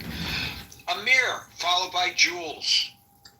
Thanks, Gary. Hi, everyone. Yes, it's obviously a very difficult issue, topic, and I don't have, nobody has all the answers, but I think I have part of the answer, and I think that part of the answer is about digital savviness, and that comes through education. I actually think that digital savvy sort of curriculum framework that would kind of provide a kind of a structured pathway to sort of equip children with kind of not just the standard functional ICT, but also understand what they're facing, what the dangers are, what the critical data is, how has this thing has evolved, what are the safeties in terms of online safety skills, and how students or people can transition from sort of being a basic operator to sort of think about it in a sort of more critical way. And become capable digital citizens, basically. I think education is probably a big part of the answer here, rather than sort of limiting or banning, which I sort of philosophically disagree with, in all accounts. But just as everybody else is free Governments are also free to introduce curriculum into the schools at a very early age. In the UK, if I'm not mistaken, there is something called the Essential Digital Skill Framework. There is an equivalent of that under EU as well, and these are very good techniques to sort of create little workshops for students. They're not well established, I must say. Some schools doing that, especially private schools, but it's not a very established. But it's definitely some steps are being taken towards that, and I think ultimately that's where we're going to end up, because it's definitely necessary. Things like this YouTube, quick YouTube that you mentioned, or TikTok. There are many studies now that they've proved them to be extremely detrimental to mentally, just because by flipping through, you are actually training your mind not to concentrate, and you lose this lack of concentration, which you're going to need for just about anything that you want to do seriously in life, whether it's education or your work. So this kind of trains your mind away from that. And these things need to be sort of highlighted. And the best way you can do that is to do it at an early age in a classroom, create little groups like a workshop, ask the students themselves to actually do research online in front of the computers in the classroom, find out what the actual issues are. And the best way is to actually educate them. I think education. That's one of the prime ministers here a long time ago said. I forget who he was, but I think that is probably one of the best solutions to this very, very important problem. Thank you for that, Amir. So as you spoke, I did a little further research. According to CBS News, approximately 24% of suicide deaths among children ages 10 to 19 are linked to high-risk digital technology and internet use, such as cyberbullying, algorithmic exposure to harmful content, or addiction. The CDC has published findings linking frequent daily social media use to significantly higher rates of persistent feelings of hopelessness, severe online bullying, and suicide ideation among high school students. A Journal of the American JAMA Network, a Journal of the American Medical Association Network study. It's a long-term study which tracked kids from the ages of 9 to 14. I'm reading this on the NPR site. It found that children who develop addictions to social media or mobile phones are significantly more likely to report suicidal thoughts and behaviors. One last one from the National Institutes of Health. An analysis of 9 international studies by the National Institutes of Health finds a clear independent association between heavy social media / internet use and increased suicide attempts in young people. These are very chilling results that are being reported by these various credible institutions. Thank you, Amir. Can I add one? Yes, Amir. One other thing, Gary, and that is limitation. Obviously, is important. I mean, I talked about we talked about sort of banning, but you can avoid banning, but you can basically limit. I totally agree with what Marshall said about not having the mobile. This is exactly what we did with our son. He could have it, just basically he could have his console, his mobile phone, his gaming, everything he wanted to do. It had to be in the playroom, and that would be right next to us where we were sitting, so we could see what he's doing. And he was never allowed to take the mobile phone or the console into his bedroom. When he went to the bedroom, it was basically books, or either books or just go to sleep. That's it. So that limitation is very different to banning. And one other comment about the addiction is not just about children, as I think you mentioned already. I got involved with a game that my son was playing. It's Clash of Clans. I think some people may know that. And this was about 10 years ago, maybe. Now, I just went in there anonymously because I just wanted to make sure that nothing is happening there, like grooming or anything like that. And of course, a few years later, he left the clan, and I'm still in there. I must say I have a pretty decent war base, though, but it just goes to show that addiction is not just for children. You can actually get hooked on it, too. Thank you, Amir. My recommendation is don't allow yourself to be addicted to anything else on the internet except for the Critical Thinking Forum. Jules, followed by How you doing, guys? I'm going to start off just agreeing with Marshall.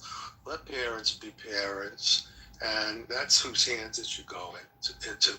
But when you said supporting social media ban for children, to me, I thought you would say a social media ban for adults, for elderly adults.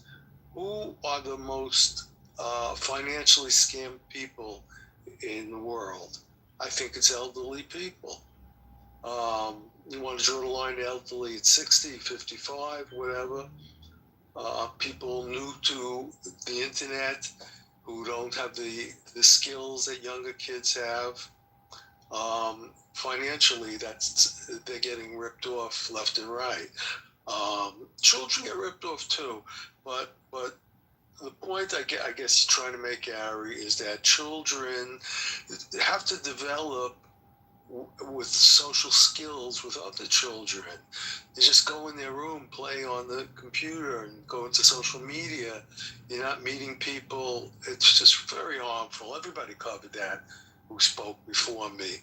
It's addictive, it's harmful, suicidal, it destroys you.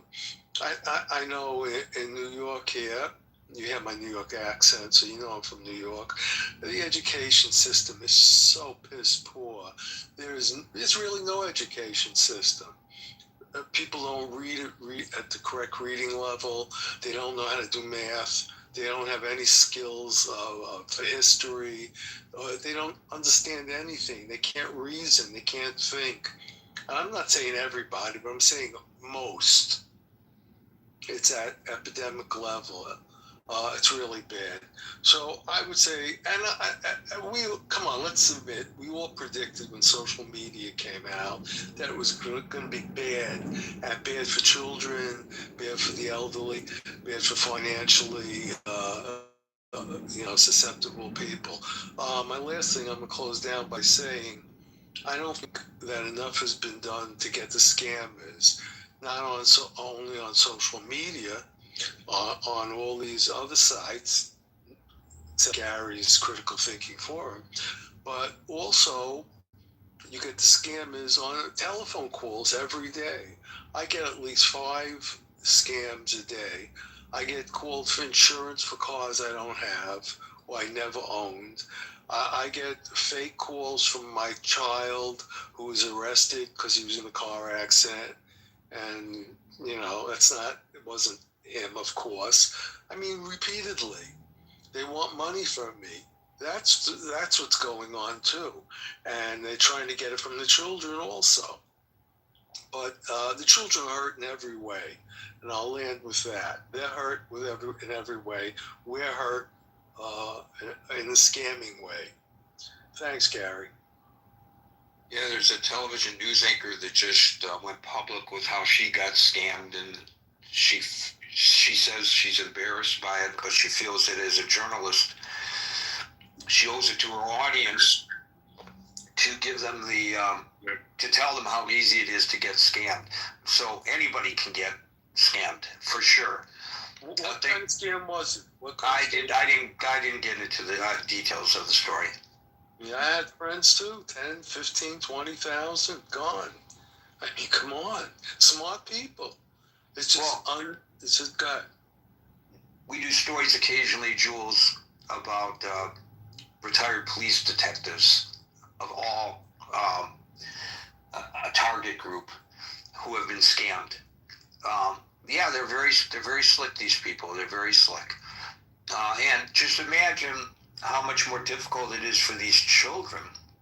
And somebody, Amir mentioned, which wasn't even part of this discussion, and probably should have been, and I was remiss for not raising it, the grooming of children on the internet.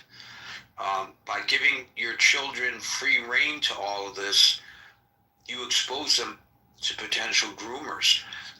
I was, as I've mentioned before, Alan was there with me. I was an administrator for another program. It's the grandfather of programs such as this one on Clubhouse. It was the first voice, video, and text chat program on the internet. And we wanted to protect the underage, the children. So we created a teen section where only teenagers were allowed to go in. And we put admins in there, moderators in there, we called them admins, to ensure that, they weren't being approached by predators. And we learned that, and this goes back to our initial discussion of good intentions, unintended consequences, that by putting the youngsters in one form in order to protect them, it attracted the pedophiles. And they were in greater danger as a result of our efforts to put them in less danger. So what appeared on the surface to be a good faith effort to protect children actually backfired and put them at great risk.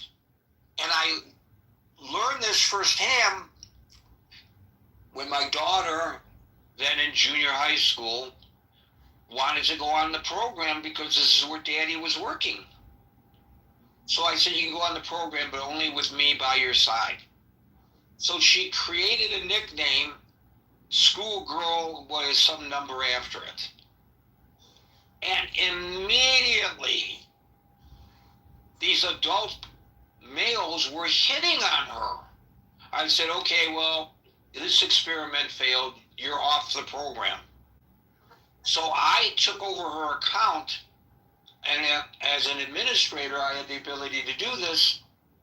Every adult who approached me, this was like To Catch a Predator, I would ban them from the program. And it was like a full-time job. I'm not kidding you. How many other children were being approached in such a manner? It's really a very, very, very dangerous world out there on the World Wide Web, as we used to call it. Thank you, Jules, for your contribution. And thank you for that story. I'm shaking my head, Gary.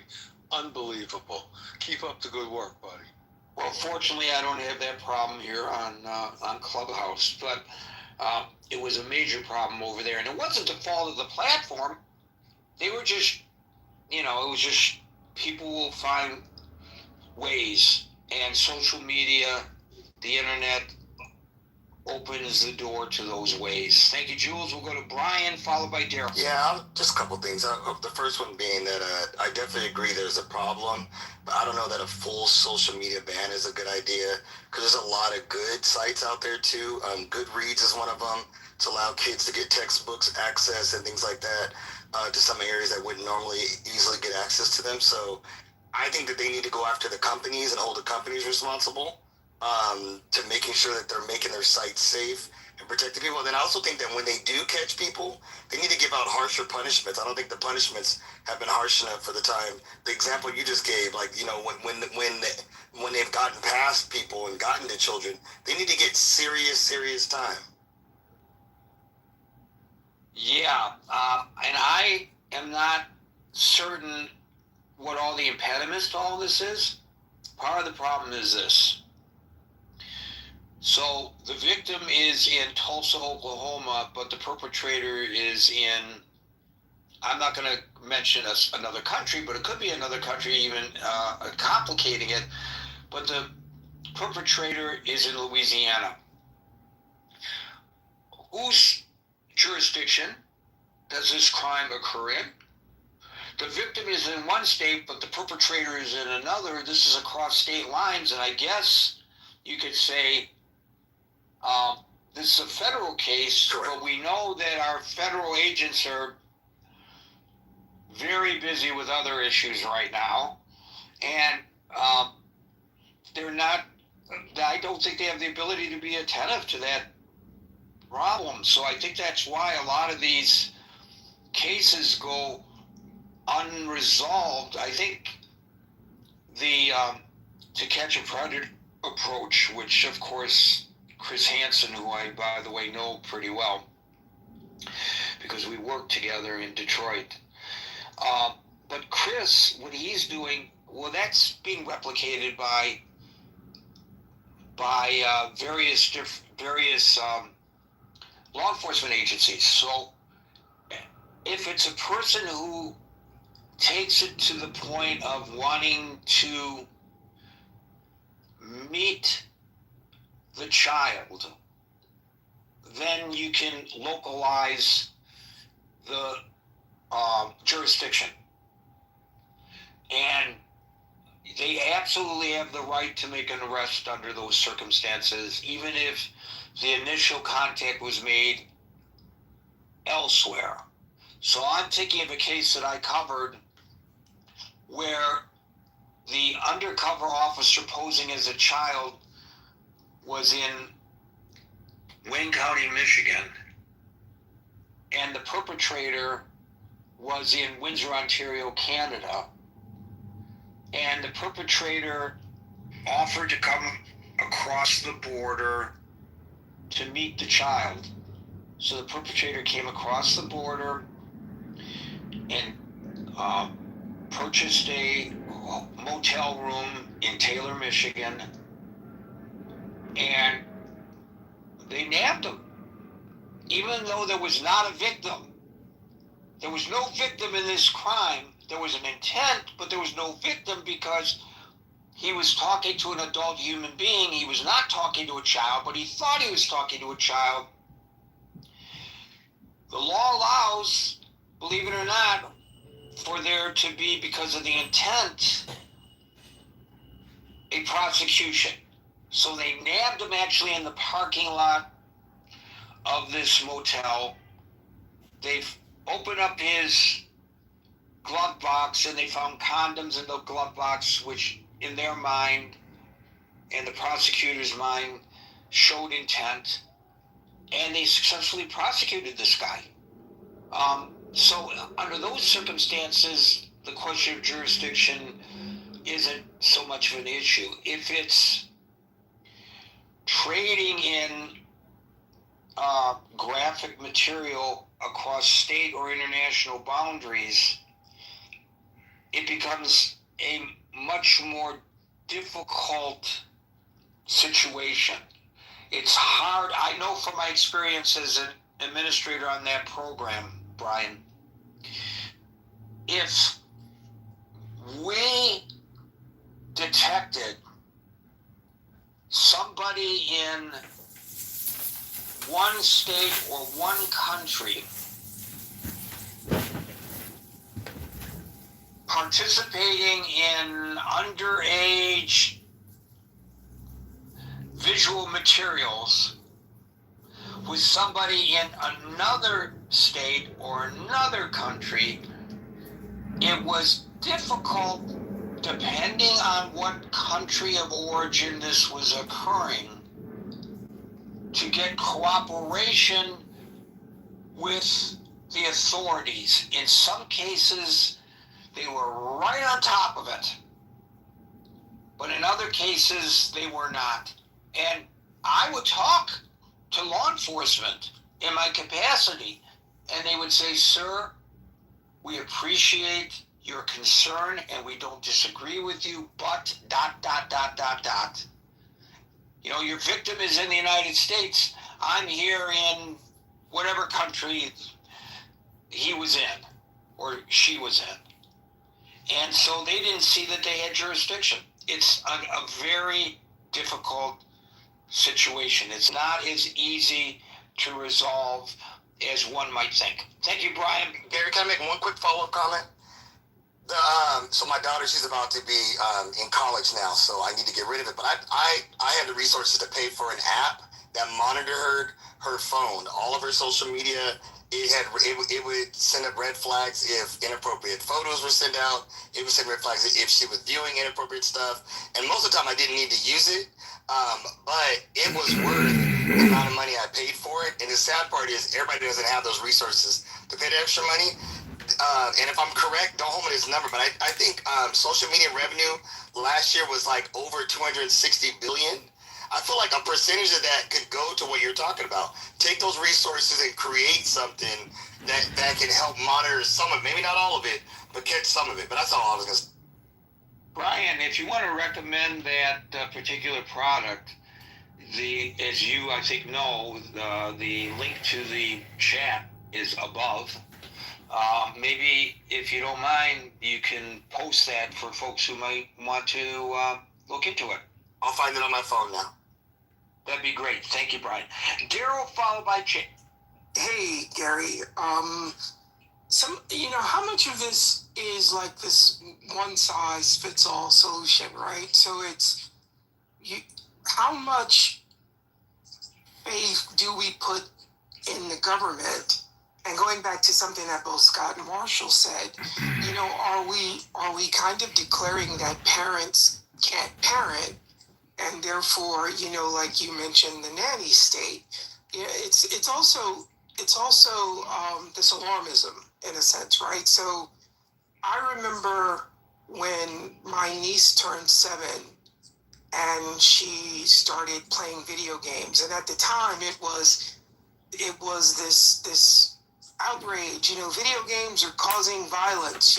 Sometimes when there would be these incidents in schools, they were actually trying to look into whether some of these young boys were playing games like Call of Duty or Battlefield or some of these things that ultimately, over a period of time, it's been shown that there's no real link between violence in video games and actual violence in society.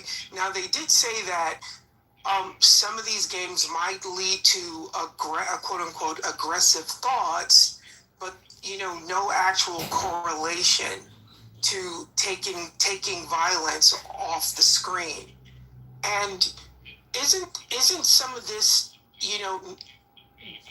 shouldn't parents, let me rephrase that, shouldn't parents know their kids in a sense? Shouldn't parents, if you have 2 kids, be able to, maybe by the time they reach 9 or 10, or, be able to say, hey, maybe he's okay with the video games, but he's not. He shouldn't be, meaning like maybe he would be okay with social media, but he wouldn't. Or she would be okay with social media, but he wouldn't.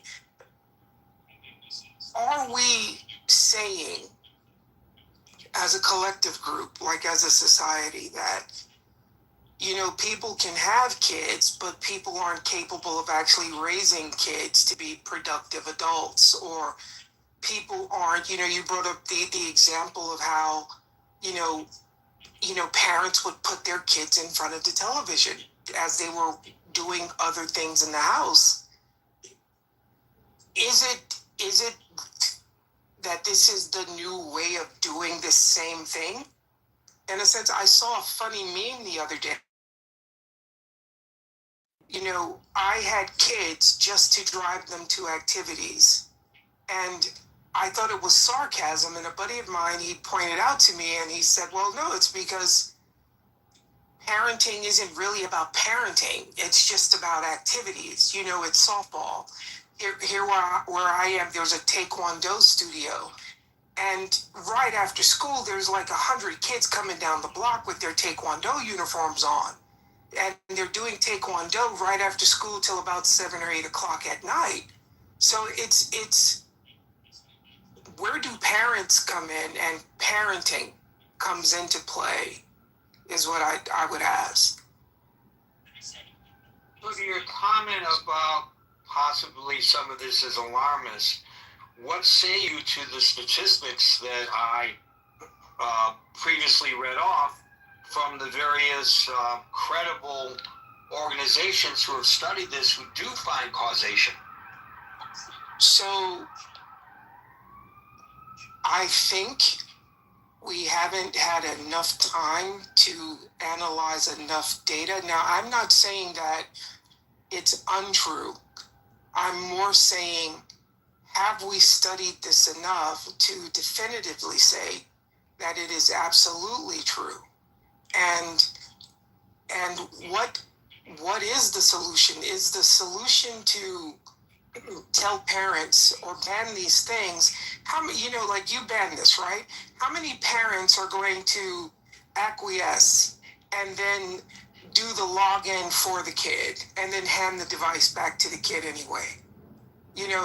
It's I don't think these things create actual obstacles to what we're saying we're trying to prevent, because I do think there are a lot of parents who will move past that ban or move past this block and hand the device back to the kid.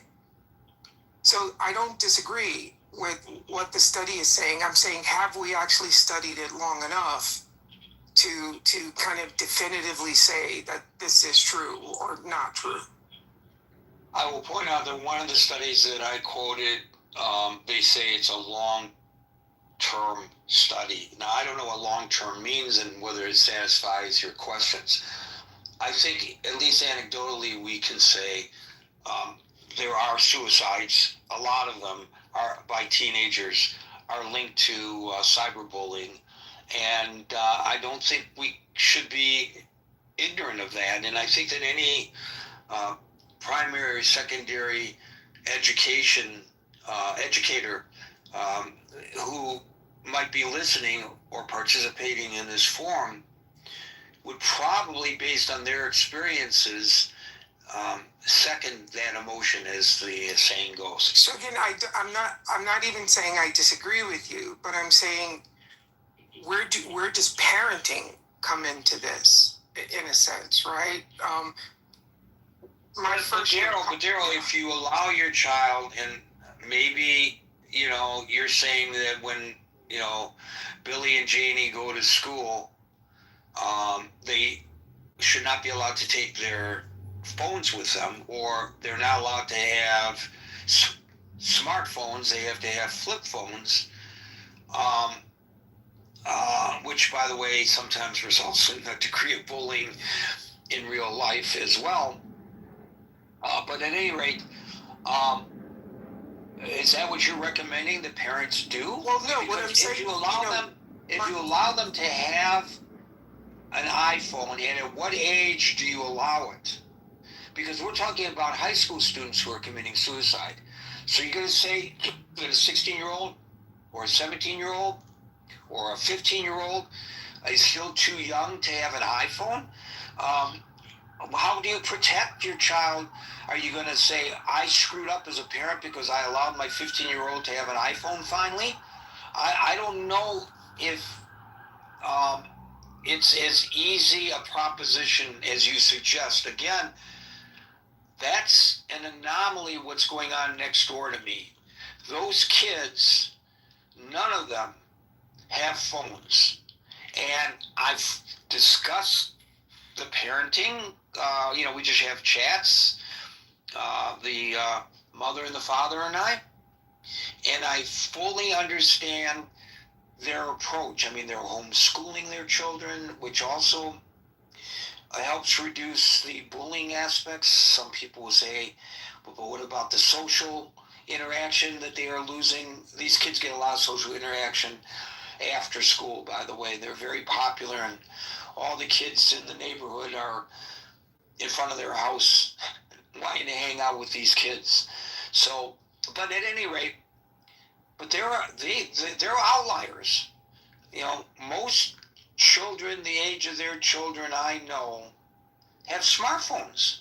But is it bad to, so my niece is 16, she goes to a small all-girls school up in Connecticut. They check their phones in when they go into the school. They get their phones back at lunch. When the lunch is over, they have to check their phones back in. They're put in a little locker, and they get their phones back at the end of the day, right? So there are some systems that seem to be trying to figure out a way to do this, is what I'm saying. And I don't think being an outlier is a bad thing necessarily, is all I'm trying to say. I'm not arguing. I'm not even. I agree, and as I said earlier, that strategy by schools, I think, is at the minimum what can be done, and very prudent. Thank you, Daryl. If I have an emergency and I need to get a hold of my kid, I call the office, and the office goes to the classroom. To the classroom, yes. Pulls the kid out. If the kid has an emergency, they're going to call me. Look, the child does not need in the classroom a phone. You're absolutely right. The parents who come up with that argumentation, what are they thinking? I don't understand that thought process. I applaud that school in Connecticut, Daryl. Ching, followed by Mickey. Hi, Gary. Hi, everybody. I don't really have a very smart answer. I just have to be sort of reflective, and I agree many of the people were talking about this issue. There's no one method will fit all, but I believe parent has responsibilities. Parent needs to be educated. Parents need to set example, not use their iPhone, their smartphone all the time. And when I go to dinner with some people, even 2 people or 3 people, small group, still somebody is looking at their phone quite often. It really bothers me. Yeah. So I think adults has to. It's like it. I'm so glad you talk about this subject because it's not talked enough. I don't think about that because my child is already big enough, and for when he was in college, he has to do a competition, and then he told me himself. He said, "Mom, I turned off my social media for entire 1 month. I didn't touch it, and guess what? He won. He won the first prize in Juilliard viola competition, So that is something I didn't ask him to do, but I'm just thinking from younger time, if you have kids 5, you need to control yourself. You as parents, you need to control yourself. So you need to set example. If the parents are not aware of this problem, and it's very hard to navigate. And then of course in New York right now, you have to go into school, put your phone into a cubby or somewhere, and then get it after the school. That's great. Now, another thing is, I think we're sitting on our ass too much looking at the phone. We need to encourage our kids to do, I don't know the statistics, okay? They need to go play soccer. They need to go play tennis. They need to go whatever, play the violin, they need to stand up to play. So I think we're not, I would encourage our, younger generation to do physical exercise. In that sense, you're not going to holding the phone and, doing social media and being bullied or whatever, feeling stressed out or depressed or whatever. But in the other hand, like other people talk about, internet has, we get information so quickly, we learn things. It's not everything is bad, right? I watch YouTube a lot, to learn stuff. So yeah. Anyway, so my suggestion is we parents needs to be more responsible. And of course, a lot of people here are not parents, but think about it. If you become a parent, or if your uncle, if your aunt, what do? And minimize using the device. Yeah. Thank you. So you bring up a point that has not been mentioned previously, and it's an excellent one, Ching, and that is that we as the adults should be leading by example. And as you know, I drive a conversion van, and I learned, one of the first things I learned when I first started driving a van was you can look into the cars that pass you. Usually they're passing me. I'm not passing them because you can't drive like Mario Andretti when you're driving a van. And so many people, while they're driving, are texting. Forget about talking on the phone. They're texting. You mean whatever's on that phone, it could not wait until you're at a safe location to text? So how can we expect our children to do better when they see moms and pops doing this? I've got some breaking news, and I don't offer it to change the topic only because I want to keep everybody informed of important developments no matter what we're discussing. Reuters just moved a story. Thank you, Larry, for bringing it to my attention, that the U.S. military has launched strikes against Iran. You know that yesterday, or this past overnight, depending on what time zone you're in, the Iranians attacked a Qatari-flagged ship carrying, I believe, liquid petroleum through the Strait of Hormuz, hugging the coast of Oman, and set it ablaze. Hit it on the port side. So here's the Reuters bulletin. The U.S. military has launched a series of strikes against Iran, U.S. Central Command said Tuesday, adding that the strikes were in response to what it said were Iranian attacks on 3 commercial vessels that were transiting the Strait of Hormuz. Quote, U.S. Central Command forces have begun launching a series of powerful strikes against Iran to impose heavy costs for targeting and attacking commercial shipping, a U.S. military statement said.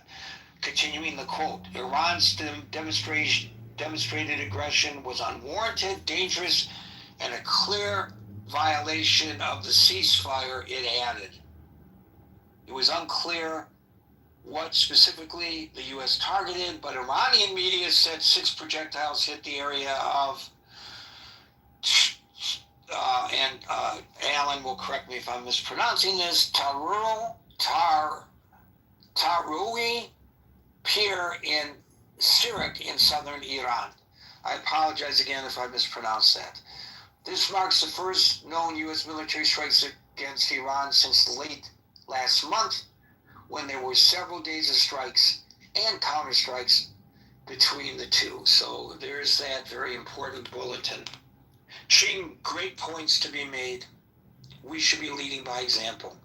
Mickey, followed by David. Gary, there's some news relevant to you that I'll say briefly, which is don't go to 42nd and 3rd because the Pfizer building is in danger of collapse. So let me bring folks up to date on that one. The old Pfizer building, which is a tall steel office building on 42nd Street, yes, one of the main arteries cutting through Manhattan. On the east side, not far from the United Nations, they were converting it from an office building to residential. So, they want to get their bang for the buck.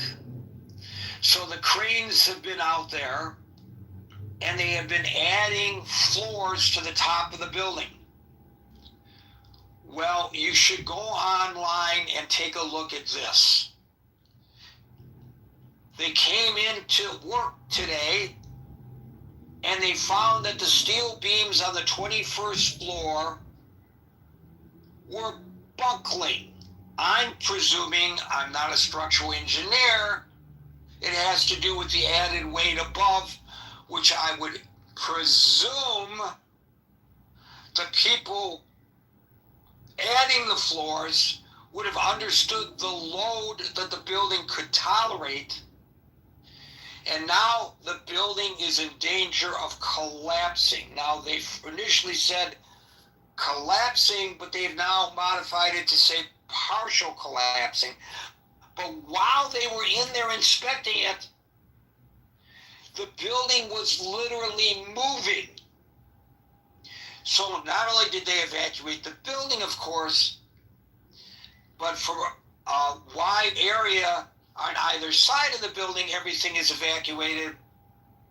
And of course, on ground level, a lot of those are retail establishments, but there are tall buildings, some of which are office buildings, but some of which are people's homes, their apartments, and they've been forced out of their apartments. And it is a terrible, terrible F-up by somebody. And thank God they caught this. Can you imagine if it had collapsed with people inside, with people going past on that busy thoroughfare? God forbid. Holy freaking camole. I can't wait to hear who's responsible for all of this. And if I was the person ensuring that project, talk about suicide, I wouldn't need social media for me to consider that. Whoa, that's going to bankrupt the insurance company. There are going to be a gazillion claims as a result of this terrible, terrible screw up. Back to the topic, however. The people involved all deserve to go bankrupt, and I'll be succinct, as I always am, Gary. On Clubhouse, people always complain about how long construction projects cost these days and say the Hoover Dam was completed quickly and the Golden Gate Bridge was, and that's all true, but what every single person on Clubhouse forgets is all those past construction projects completed quickly killed 50 to 100 workers. So I'm happy we're living in today's time. And with different type of construction. When my son was going to Fordham, he was living off campus in a pre-war building. And I'm telling you, the walls are thick. I mean, you can pound your fist against the wall. Your neighbor's not going to hear a damn thing. These buildings were built, baby. They were built, and they still stand, and they still withstand. This is nonsense what's going on there. But let's get back to the topic. Okay, so I'll be succinct. I feel like I spent my time on construction. So the bottom line is social contagion is real, and if children use social media, they will pick up some self-destructive things, maybe even deadly things. It is the responsibility of parents to control their kids' social media usage. Every parent should, and it's not the government's job. The government should play no role. Parents should play every role. I'm done speaking, Gary. Thank you for a great... Thank you for that, Mickey. David, followed by Andrew. All right, thank you. Well, several things I wanted to say. Number one, Mark Zuckerberg has said he doesn't let his kids on Facebook or use social media. So he has an understanding about the addictiveness or the issues that can happen with social media. And there's several other, tech, entrepreneurs who founded social medias who have said the same thing. They're not letting their own kids use the very platforms that they have created, which may contribute to some of the issues that have been talked about here. But another thing that people don't talk about as much is the number of parents who either exploit their own children on social media, often starting with creating their social media accounts for their kids when the kids are just born, right? Already securing the handles. But there's a whole category of people. They're on YouTube, they're on TikTok, they're on Instagram, and, they're doing the, they say, oh, I have twins, and everybody thinks their twins are pretty, so they just put them all over the social media, right?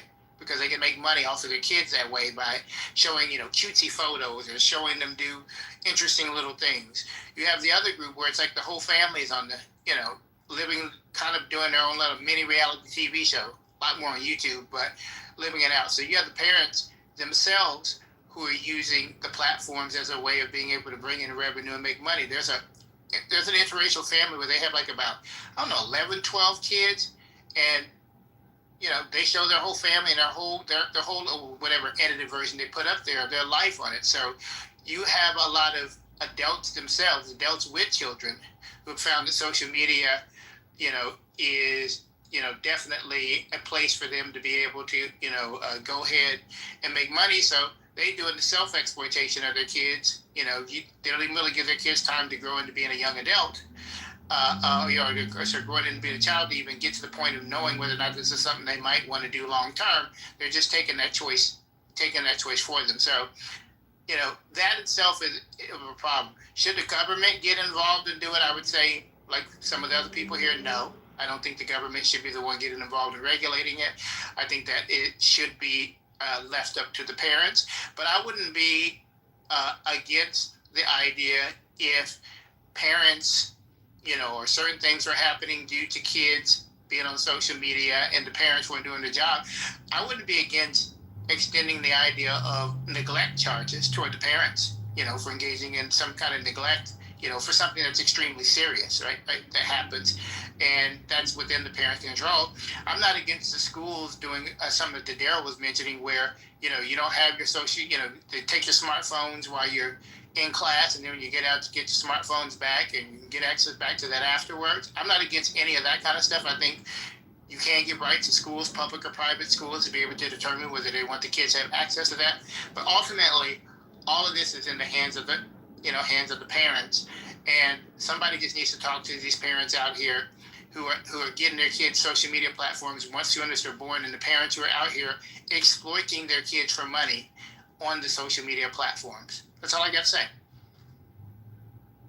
Hey, piece of space. You have to wait for your turn, Rambo. It's one at a time here.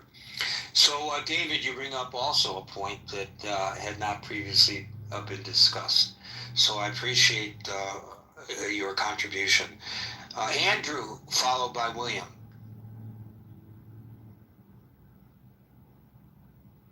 Yeah, did you say my name? I couldn't hear you. If your name is Andrew, I did. If it's not, I didn't. Okay, well, it's actually, I have 3 names, but I'll go with Andrew. Okay, thank you, Andrew. Yeah, well, first off, iPhones have parental controls on them. You can avail yourself of them any time to ensure that your child is, you're monitoring what they're doing, et cetera, lock out certain programs.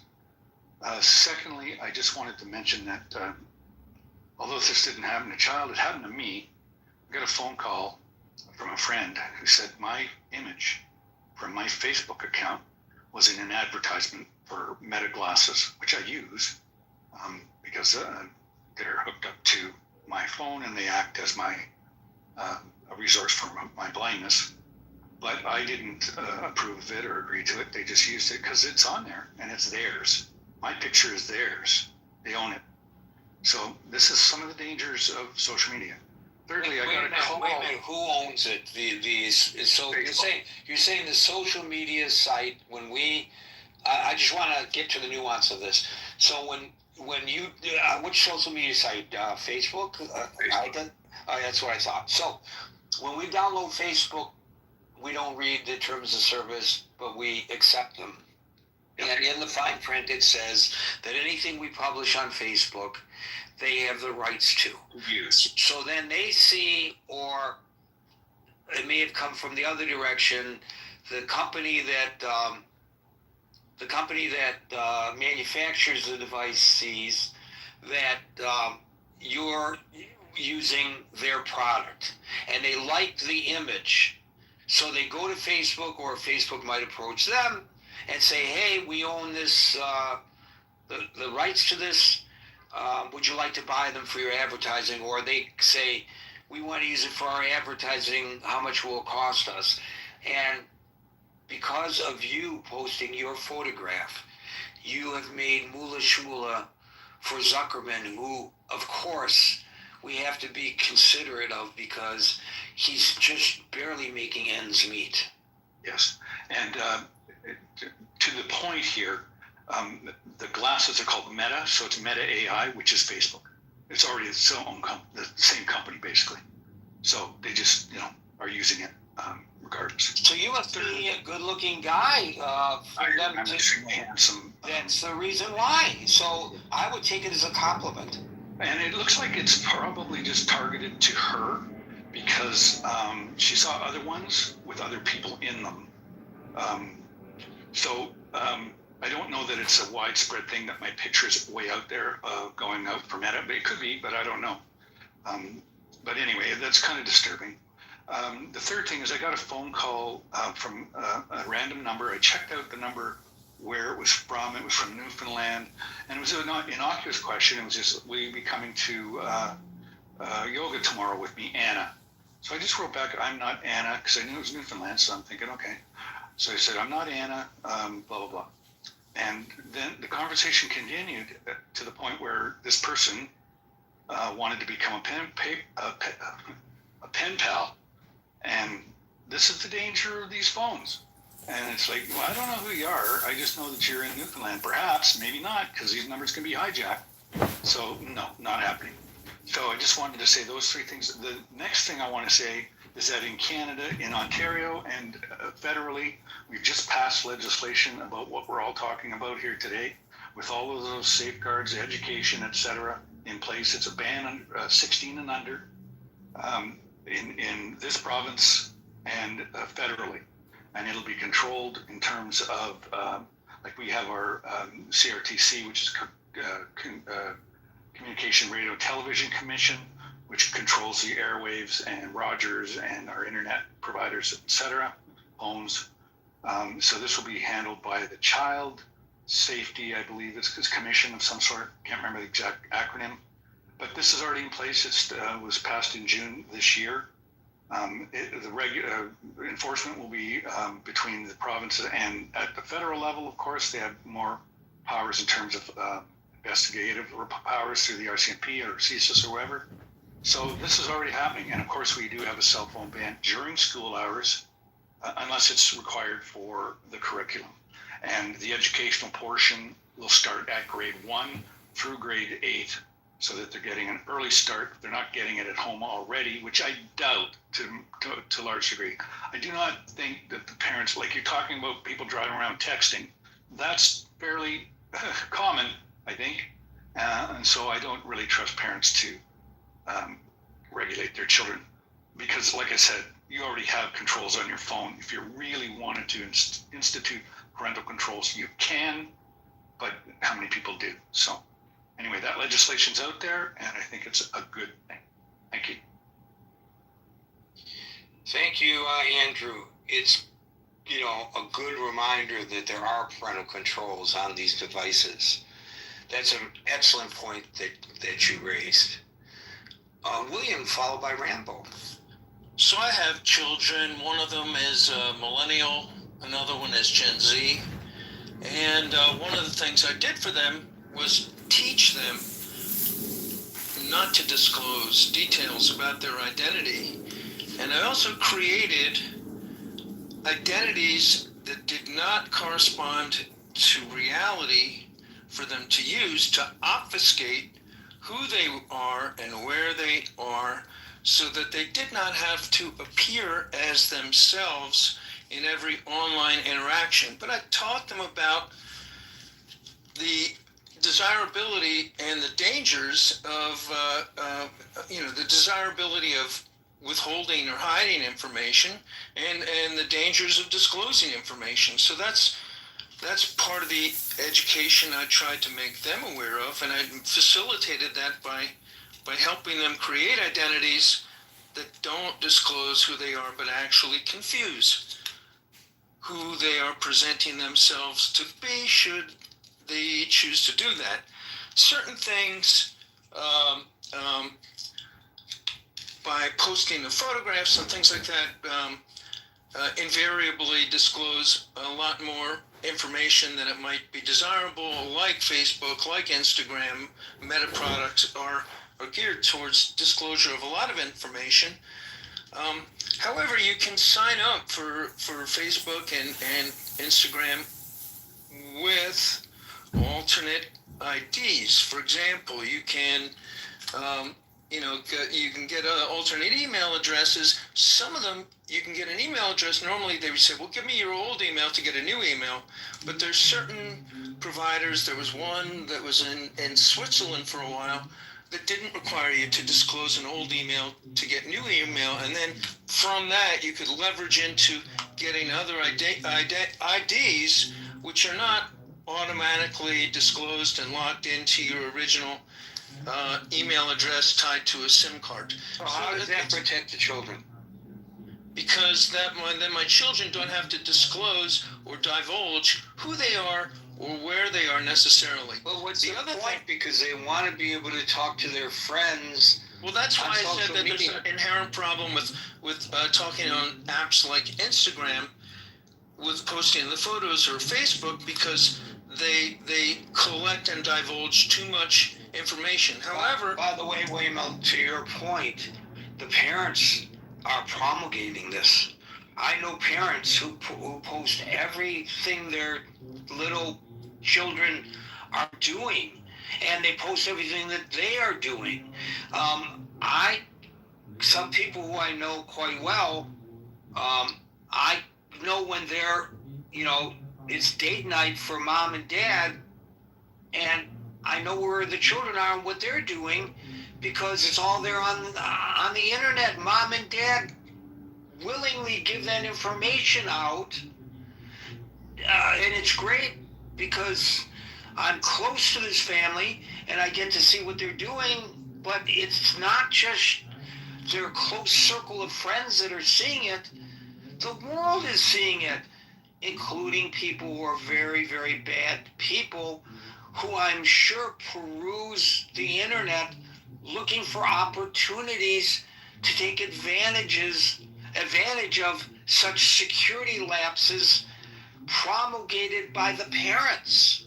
I became aware of this sometime around 2007 as a real potential danger. If you take a look at my Facebook account, you'll see that a lot of the divulging of personal information about me and my family was really curtailed or eliminated in the mid-2000s. So that, there's some pictures of me with my kids when they're really little floating around out there, but I did not keep updating it for that very reason. And I think the use of IDs and personas which mask the identity can also be helpful to children, including not giving out their correct date of birth or place of birth or things like that. Just really trying to throw the dogs off the scent to some degree. So I think that's helpful.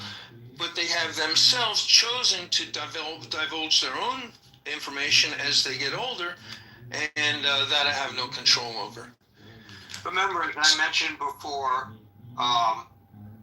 when we download these programs, we agree to providing to the programs our personal information. They know they know what kind of women I appreciate, what kind of politics I appreciate, what kind of clothing I appreciate, what kind of food I appreciate. It's all there, and it's there when it comes to all of us.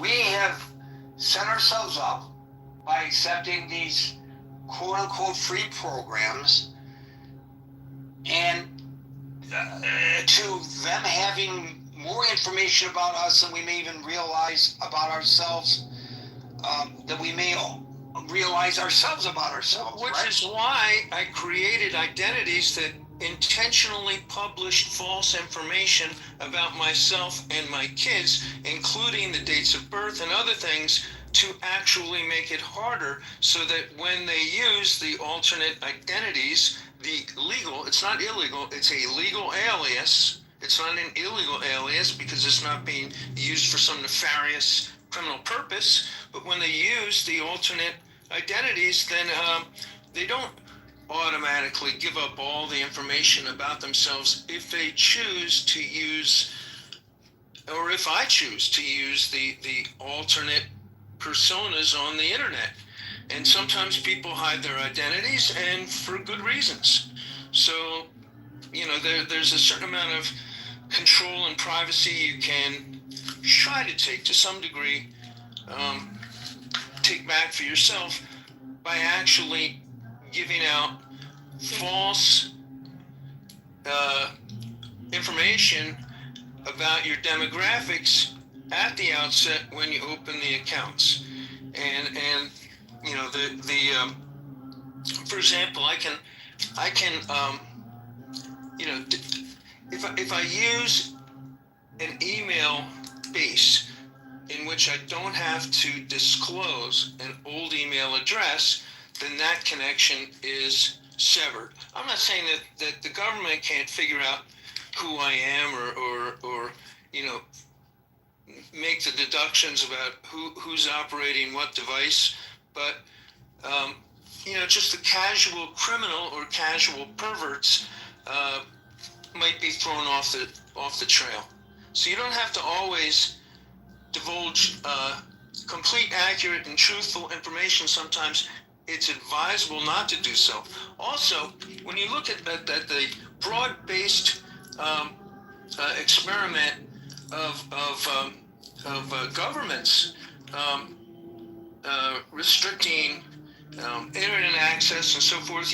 Russia has a new program which all citizens are obliged to download onto their mobile devices called MAX, M-A-X, so that in order to get the social services, to the extent that they're getting any social services now, they have to go through the government program, and they've started to restrict the use of Telegram and try to shut that off, which was very popular with the Russians and countries like Iran and other countries have the firewall. Isn't addressing the question of protecting the children, right? Well, protecting the children means that if you have your children use accounts which don't give out their age, say that they're 10 years older than they are, or don't give out their address, or don't give out their... Yeah, but they all want to put selfies. Everybody wants to put selfies out there. And that's why I said the biggest problem is Instagram. That sort of thing. Well, none of these kids want to not put selfies. And adults are the same. Thank you, William. We'll go to Rambo, followed by Help. Hey, peace to the space. So, I'm very familiar with this topic. My thesis is based on, and whereas I contend that toxic content is having a negative impact on human behavior. And so, in that scenario that was just laid out, I had 3 points I'm going to make.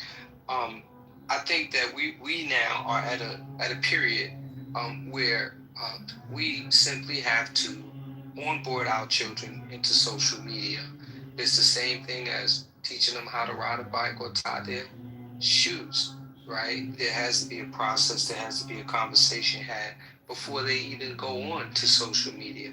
And that conversation needs to be a straight, direct understanding the negative impacts of, how to manage your digital footprint, what this means. Like, they need to understand the consequences and the perils associated with social media, just straight up, right? And so, I work with young children, and one of the programs that we've had, maybe a year, 2 years ago, the assistant principal asked that we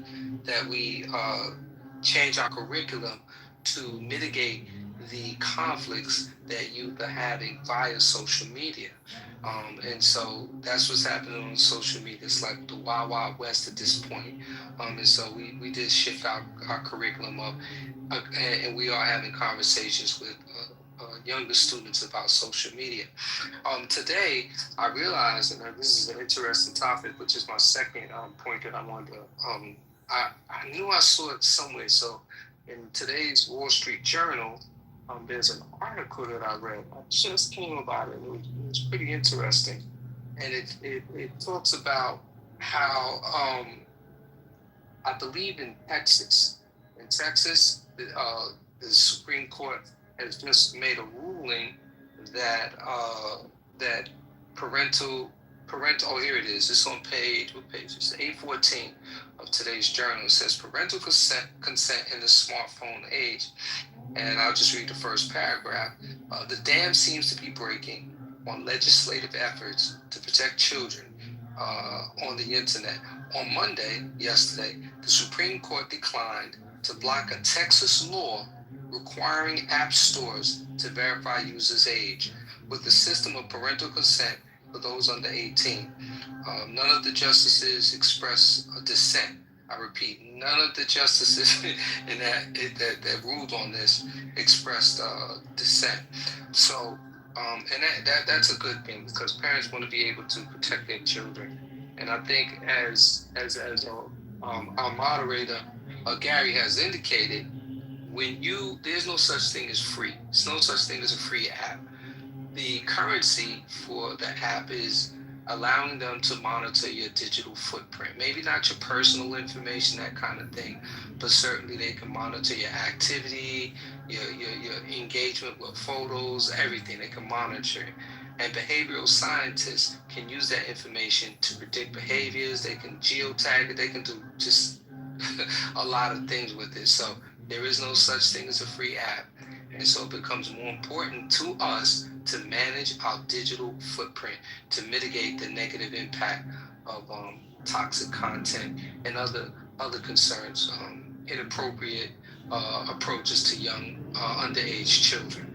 So yeah, I just wanted to contribute to it, and that's why this title caught my attention. So thank you for allowing me to speak, Harry. Thanks for that contribution, Rambo. Very informative. Elle, followed by Moose. Hi there. Yeah, this is a really important topic. I personally believe that it's really important to grossly limit our kids' shows to social media for all the reasons we've been talking about. The question of whether, who should have the jurisdiction in terms of supporting, when we look at a word like ban, then I wasn't in the room earlier, so I don't know if there's a story here about who's actually banning it, whose hands those decisions are made. I mean, I know that there are, I think in California, they passed a law where kids, have to drop their cell phone in a box before they go into the classroom and things like that. The question about, is this something that is the parents' jurisdiction? Is it something that's the schools? I can only say that I am 1,000,000% in favor of having 0 cell phones in school. I think it's first of all, it's a nightmare for teachers. Teachers can't teach because no matter, even when kids are saying they're looking at this or they're working on that, they're not. I mean, maybe they are, maybe they're not, but it's a distraction. And we know that because we are doing the exact same thing. Right now, I just checked it out. Presently, 69% of American kids between the ages of 13 and 14 have cell phones. And even at the age of 9, it was like 20%. So, it goes up with age, but even at 13-year-olds are so susceptible and so vulnerable when it comes to body image, when it comes to competition, when it comes to self-esteem. All that stuff that kids go through puberty is just so exacerbated when you start talking about things like TikTok and Insta and things like that. What do you do about it? Well, I would say, first of all, as a parent, my kids are, millennials. One of them is a stepmom to 4 kids, and they have 16-year-old twins. So at this point, at the age of 16, there's not a whole lot they can do other than try to guide them properly. But their screen time has been really, really, really limited from the time they were really young. They've been begging for it, and begging for phones, and begging for all of it for years. And it's absolutely correct what William said about, I think it was William who said that, there are, maybe it was Amber who said that there are, parental controls. Absolutely. And even if you want on Facebook to, put a picture of your kid's bar mitzvah or their birthday party or whatever, you can also control who's going to see it. So there is a control on Facebook for, do you want this to go to the public, or do you want this to go to one person, or do you want to go to your small friend group? So there's some things you do have agency over for sure. But I think the bigger question for me is, the culture, the world that we're living in. I mean, on the one hand, I'm delighted that I'm staring at a screen and I'm seeing all of you and hearing all of you, and that's a beautiful thing. But by the same token, we are addicted. And, this lifestyle we now are in, where we are scrolling mindlessly and getting pulled into endless rabbit holes, I mean, I question what that's doing to the quality of our lives. I question what that's doing to our ability to actually think, because those hours are wasted hours and they're not time spending. They're just being receptive. They're being passive, which also then brings up the question of what kids are getting in terms of information, because in the same way that the stuff that we're consuming, we don't know what's true or false, our kids are seeing the same stuff, and they certainly don't have the critical thinking capacity that I would hope we do. So I would say, as parents, it's just urgent, really. I would use the word urgent, that we're aware of our kids' use of social media. At the moment, my 4 grandchildren are at camp for 8 weeks, and their phones are at home. There's 0 devices allowed at their camp. They are running around being kids, going on camping trips, canoeing, being in plays, and they couldn't be happier. And it tells you something about what happens when you're not, connected to this, and when you're not pulled into the whole, toxic and addictive social media world, especially of influencers and who they think is, has credibility. I mean, you can't expect kids to sit there and go, well, now who is that person, and what gives them any authority, and what do I really think about that? And they're showing me how they are on this drug and they lost all this weight. Is that a good thing? Is that a bad thing? I mean, we don't do that. How do we expect kids to do that? We are literally standing by and watching them, and I think we're doing it as some kind of part of it at this point is addiction and habit, but part of it is that we have a very lonely society. I mean, this really, is very connected, I think, to COVID. And, when Facebook started, it was, and when the internet started, it was amazing. It was like, my God, this is like Alexandria, how fantastic. When Facebook started it was a wonderful way to connect. And I still like connecting on it. I still like knowing what my friends are up to. But its connection to Instagram and TikTok and, and the many, many other social media platforms. I mean, there's so much that's good that's on it. I don't want to dismiss the good. There's so much incredibly educational material that's out there, entertainment that's out there, music that's out there, literature that's out there, and it's our source of news. But we have to be able to vet that news. We have to be, critical thinking. So those are my feelings about it. I think it's an incredibly important topic. Thank you, El. We'll go to Moose, followed by Harsh. Hello, guys. Thank you for that. Moose, followed by Harsh. Moose. Thanks, Gary. Yeah, I'll try to keep it relatively short. I'll reiterate some of the things that El had mentioned, particularly how vulnerable teens are with body shaming, and I mean, adults are, for God's sakes, keeping up with the Joneses, let alone teens and their insecurity. And I think it's been magnified by social media. It's not to say that no good can come out of social media for teens. While I've been listening, I pulled up the CDC site, and I guess they did a study a few years ago in 2023,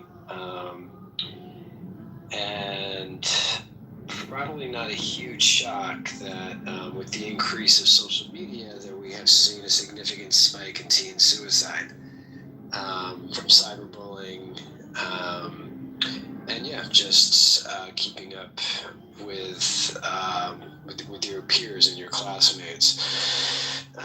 There's a whole documentary series, I think, called Deadly Social Influence, that chronicles each episode is a separate documentary about big social influencers that are mostly in their teens, maybe early 20s, that need a tragic ending. So I think it's, to say just to ban it, I don't think history will show that works well. Whatever you take away from the kid, that they will just want 10 times more, and we'll get it when they're not at home. Be it alcohol or the new drug of social media addiction.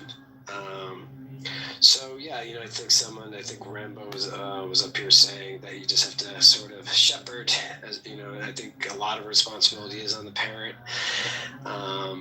It's wild when you're in the park or at a restaurant and you see like an 8-year-old or a 7-year-old sitting at the dinner table, whatever, at a cafe or restaurant table with their parents, and they're just, the parents give them the phone so the kid doesn't melt down, so they can amuse the child while they're just trying to have a moment of peace or have a conversation about whatever, versus interacting with said child and putting the foot down and saying, when we're at the dinner table, whether it's at a public restaurant at home, there is no phones. So I would just say it. I don't know I think the ban's extreme. Yeah, but you gotta lead by example, How many times have you been out to a restaurant and you see everybody's got the mom, the dad, the son and the daughter, they're sitting in the booth at the diner, and everybody's on their phone and nobody's talking to one another, and it's like, well, why are you even bothering going out to eat?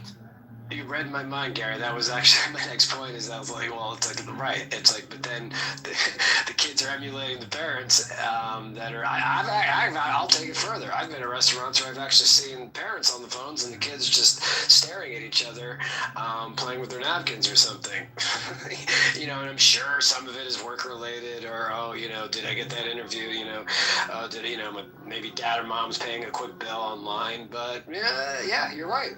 You're 100% right. It's completely hypocritical to say that adults are not, forget about even, walking, spending time with your family. But how many of us are on call, emergency surgeons? How many of us are on call? Right. How many of us are on call homicide detectives? How many of us are on call Homeland Security or FBI? How many of us are there? Yeah. Pretty small percentage, and I'll just I'll finish with this, and it's not just it's when teenagers are seeing parents, and I'm not just talking about a full-grown adult in their 30s, 40s, or 50s crossing the street, oblivious that they're jaywalking against a red light, but they got their head buried in TikTok on their phone, but they're pushing a stroller with them. like sometimes I just will actually say something.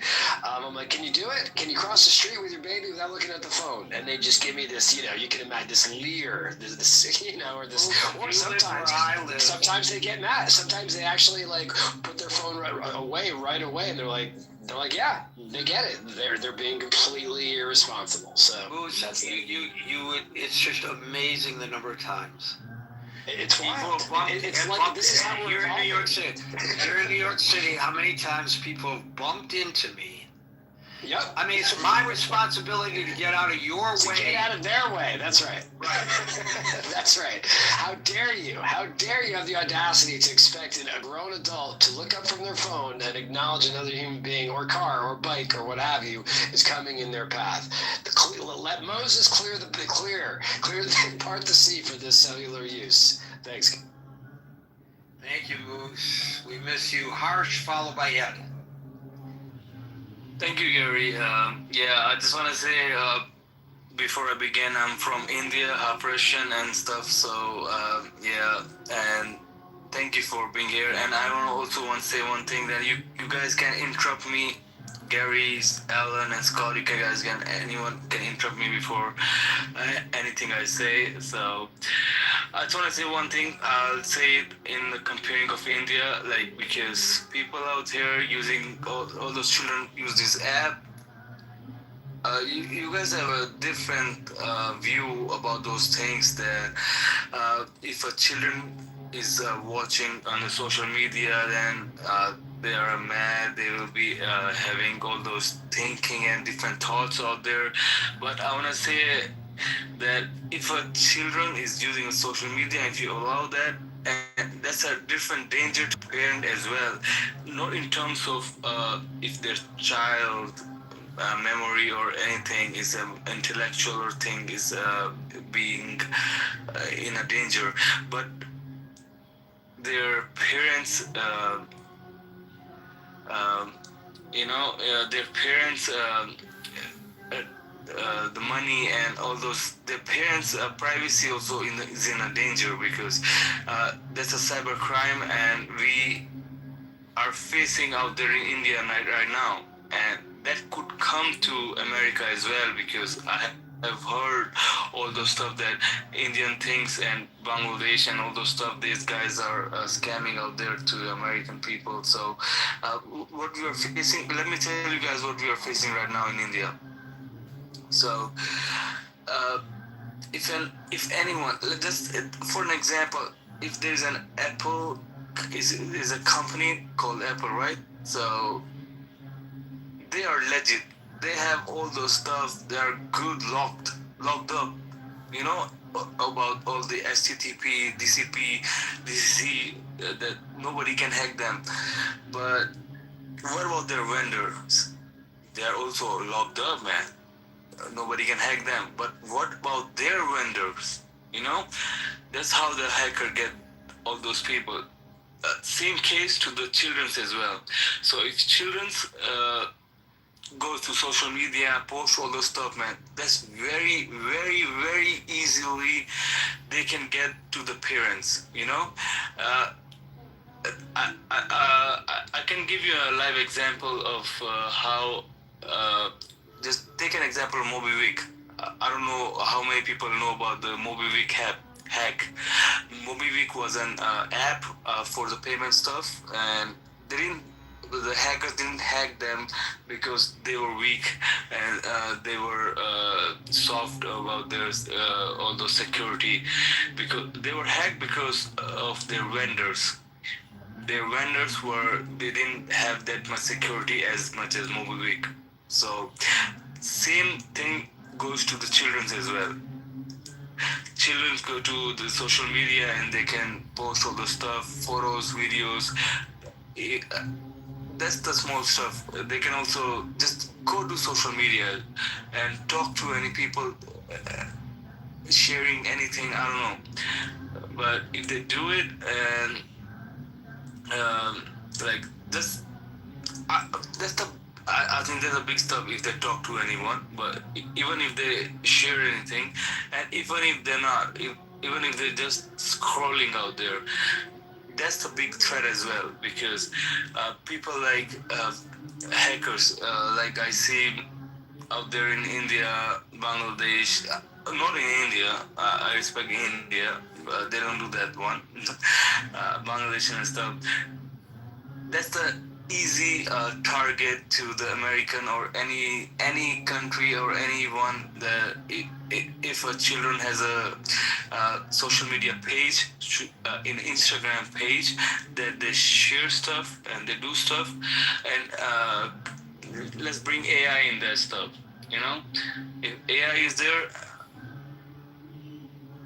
that's the easy thing to blackmail or do anything. They just First, I'm going to interrupt you only because we have 60 seconds left, and I want to give Ed 60 seconds, okay?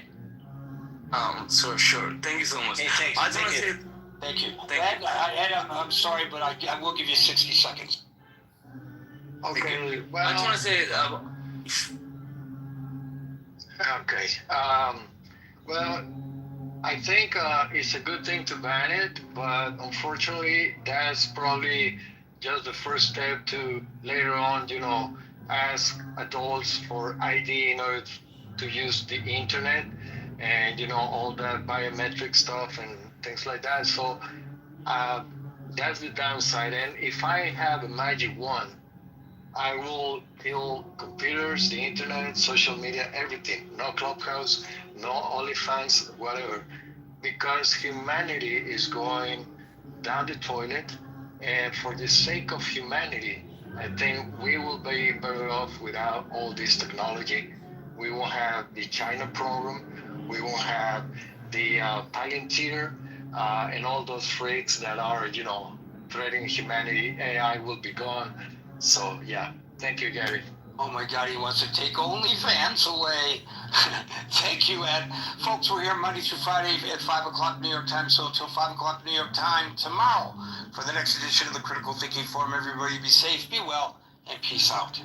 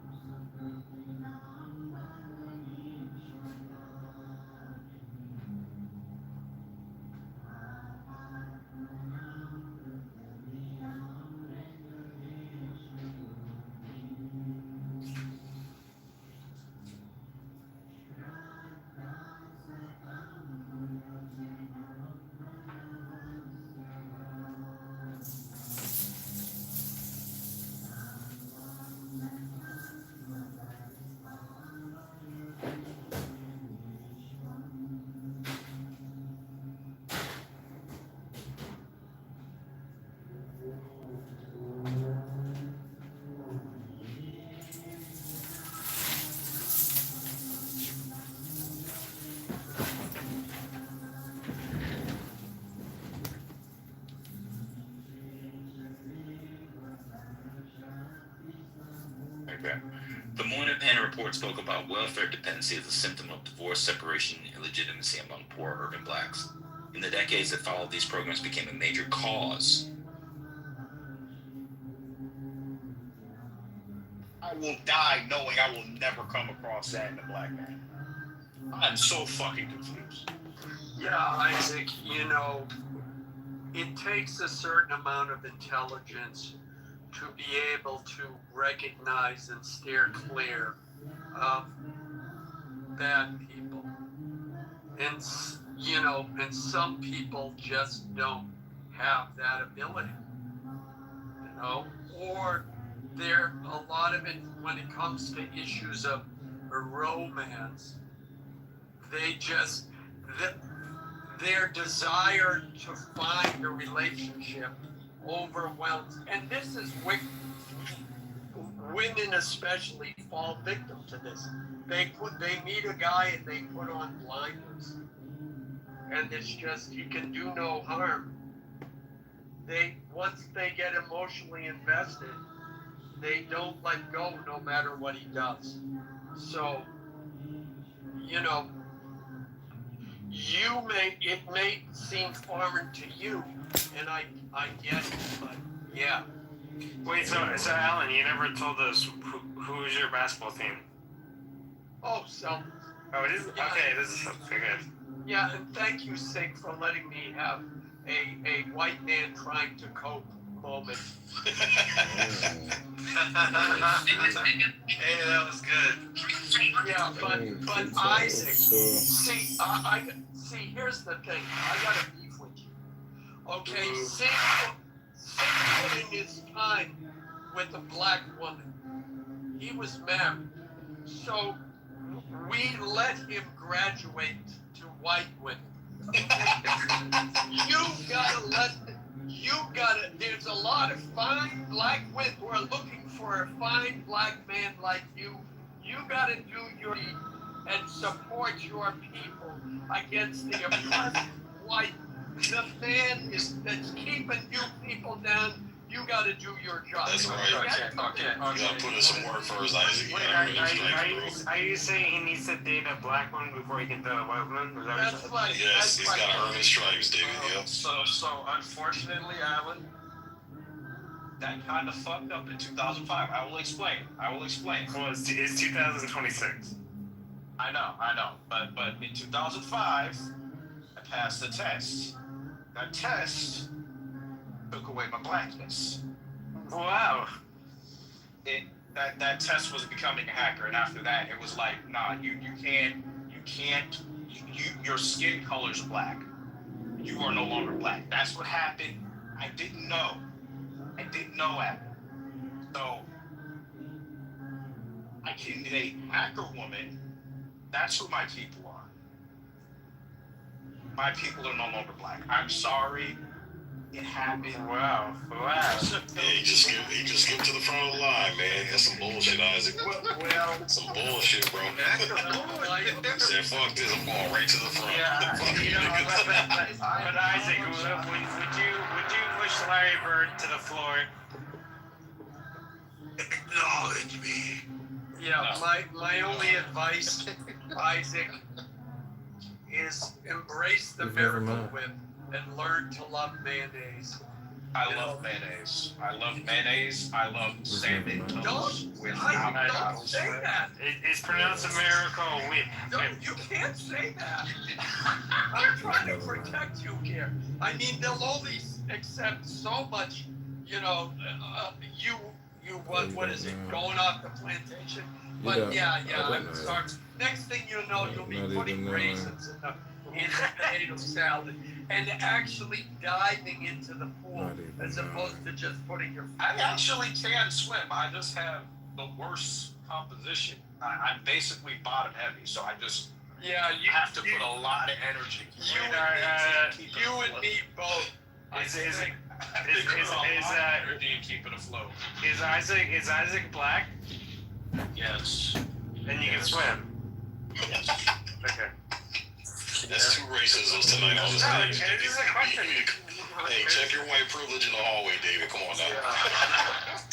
Well, you know what, Sig? Thank you for calling me white, even though I'm not technically white. I'm Sig. I'm white, and I float. Hello, black. Floating is white friendly. Yeah. women. What the witches in Salem say? Like, if you float, then you're a witch or something like that? No, yeah, if you float, you're a witch. If you sink, you're not. It's no, you know they're not familiar with women if they believe that. No, it's true. Remember, I'm from Massachusetts, so. Dogs. They were using any excuse to kill women back then. I was like, yeah. Well, that's true. I think, Alan, that'd be a great litmus test for women to be allowed to vote. Change the center block to them. If they say they're legit. If they float, then they're fucking, then they're fucking fake. You know, Sig, I'm surprised. Like, I've been having conversations with friends who are like middle of the road, who are starting to entertain the fact that maybe women should not be voting. I'm surprised.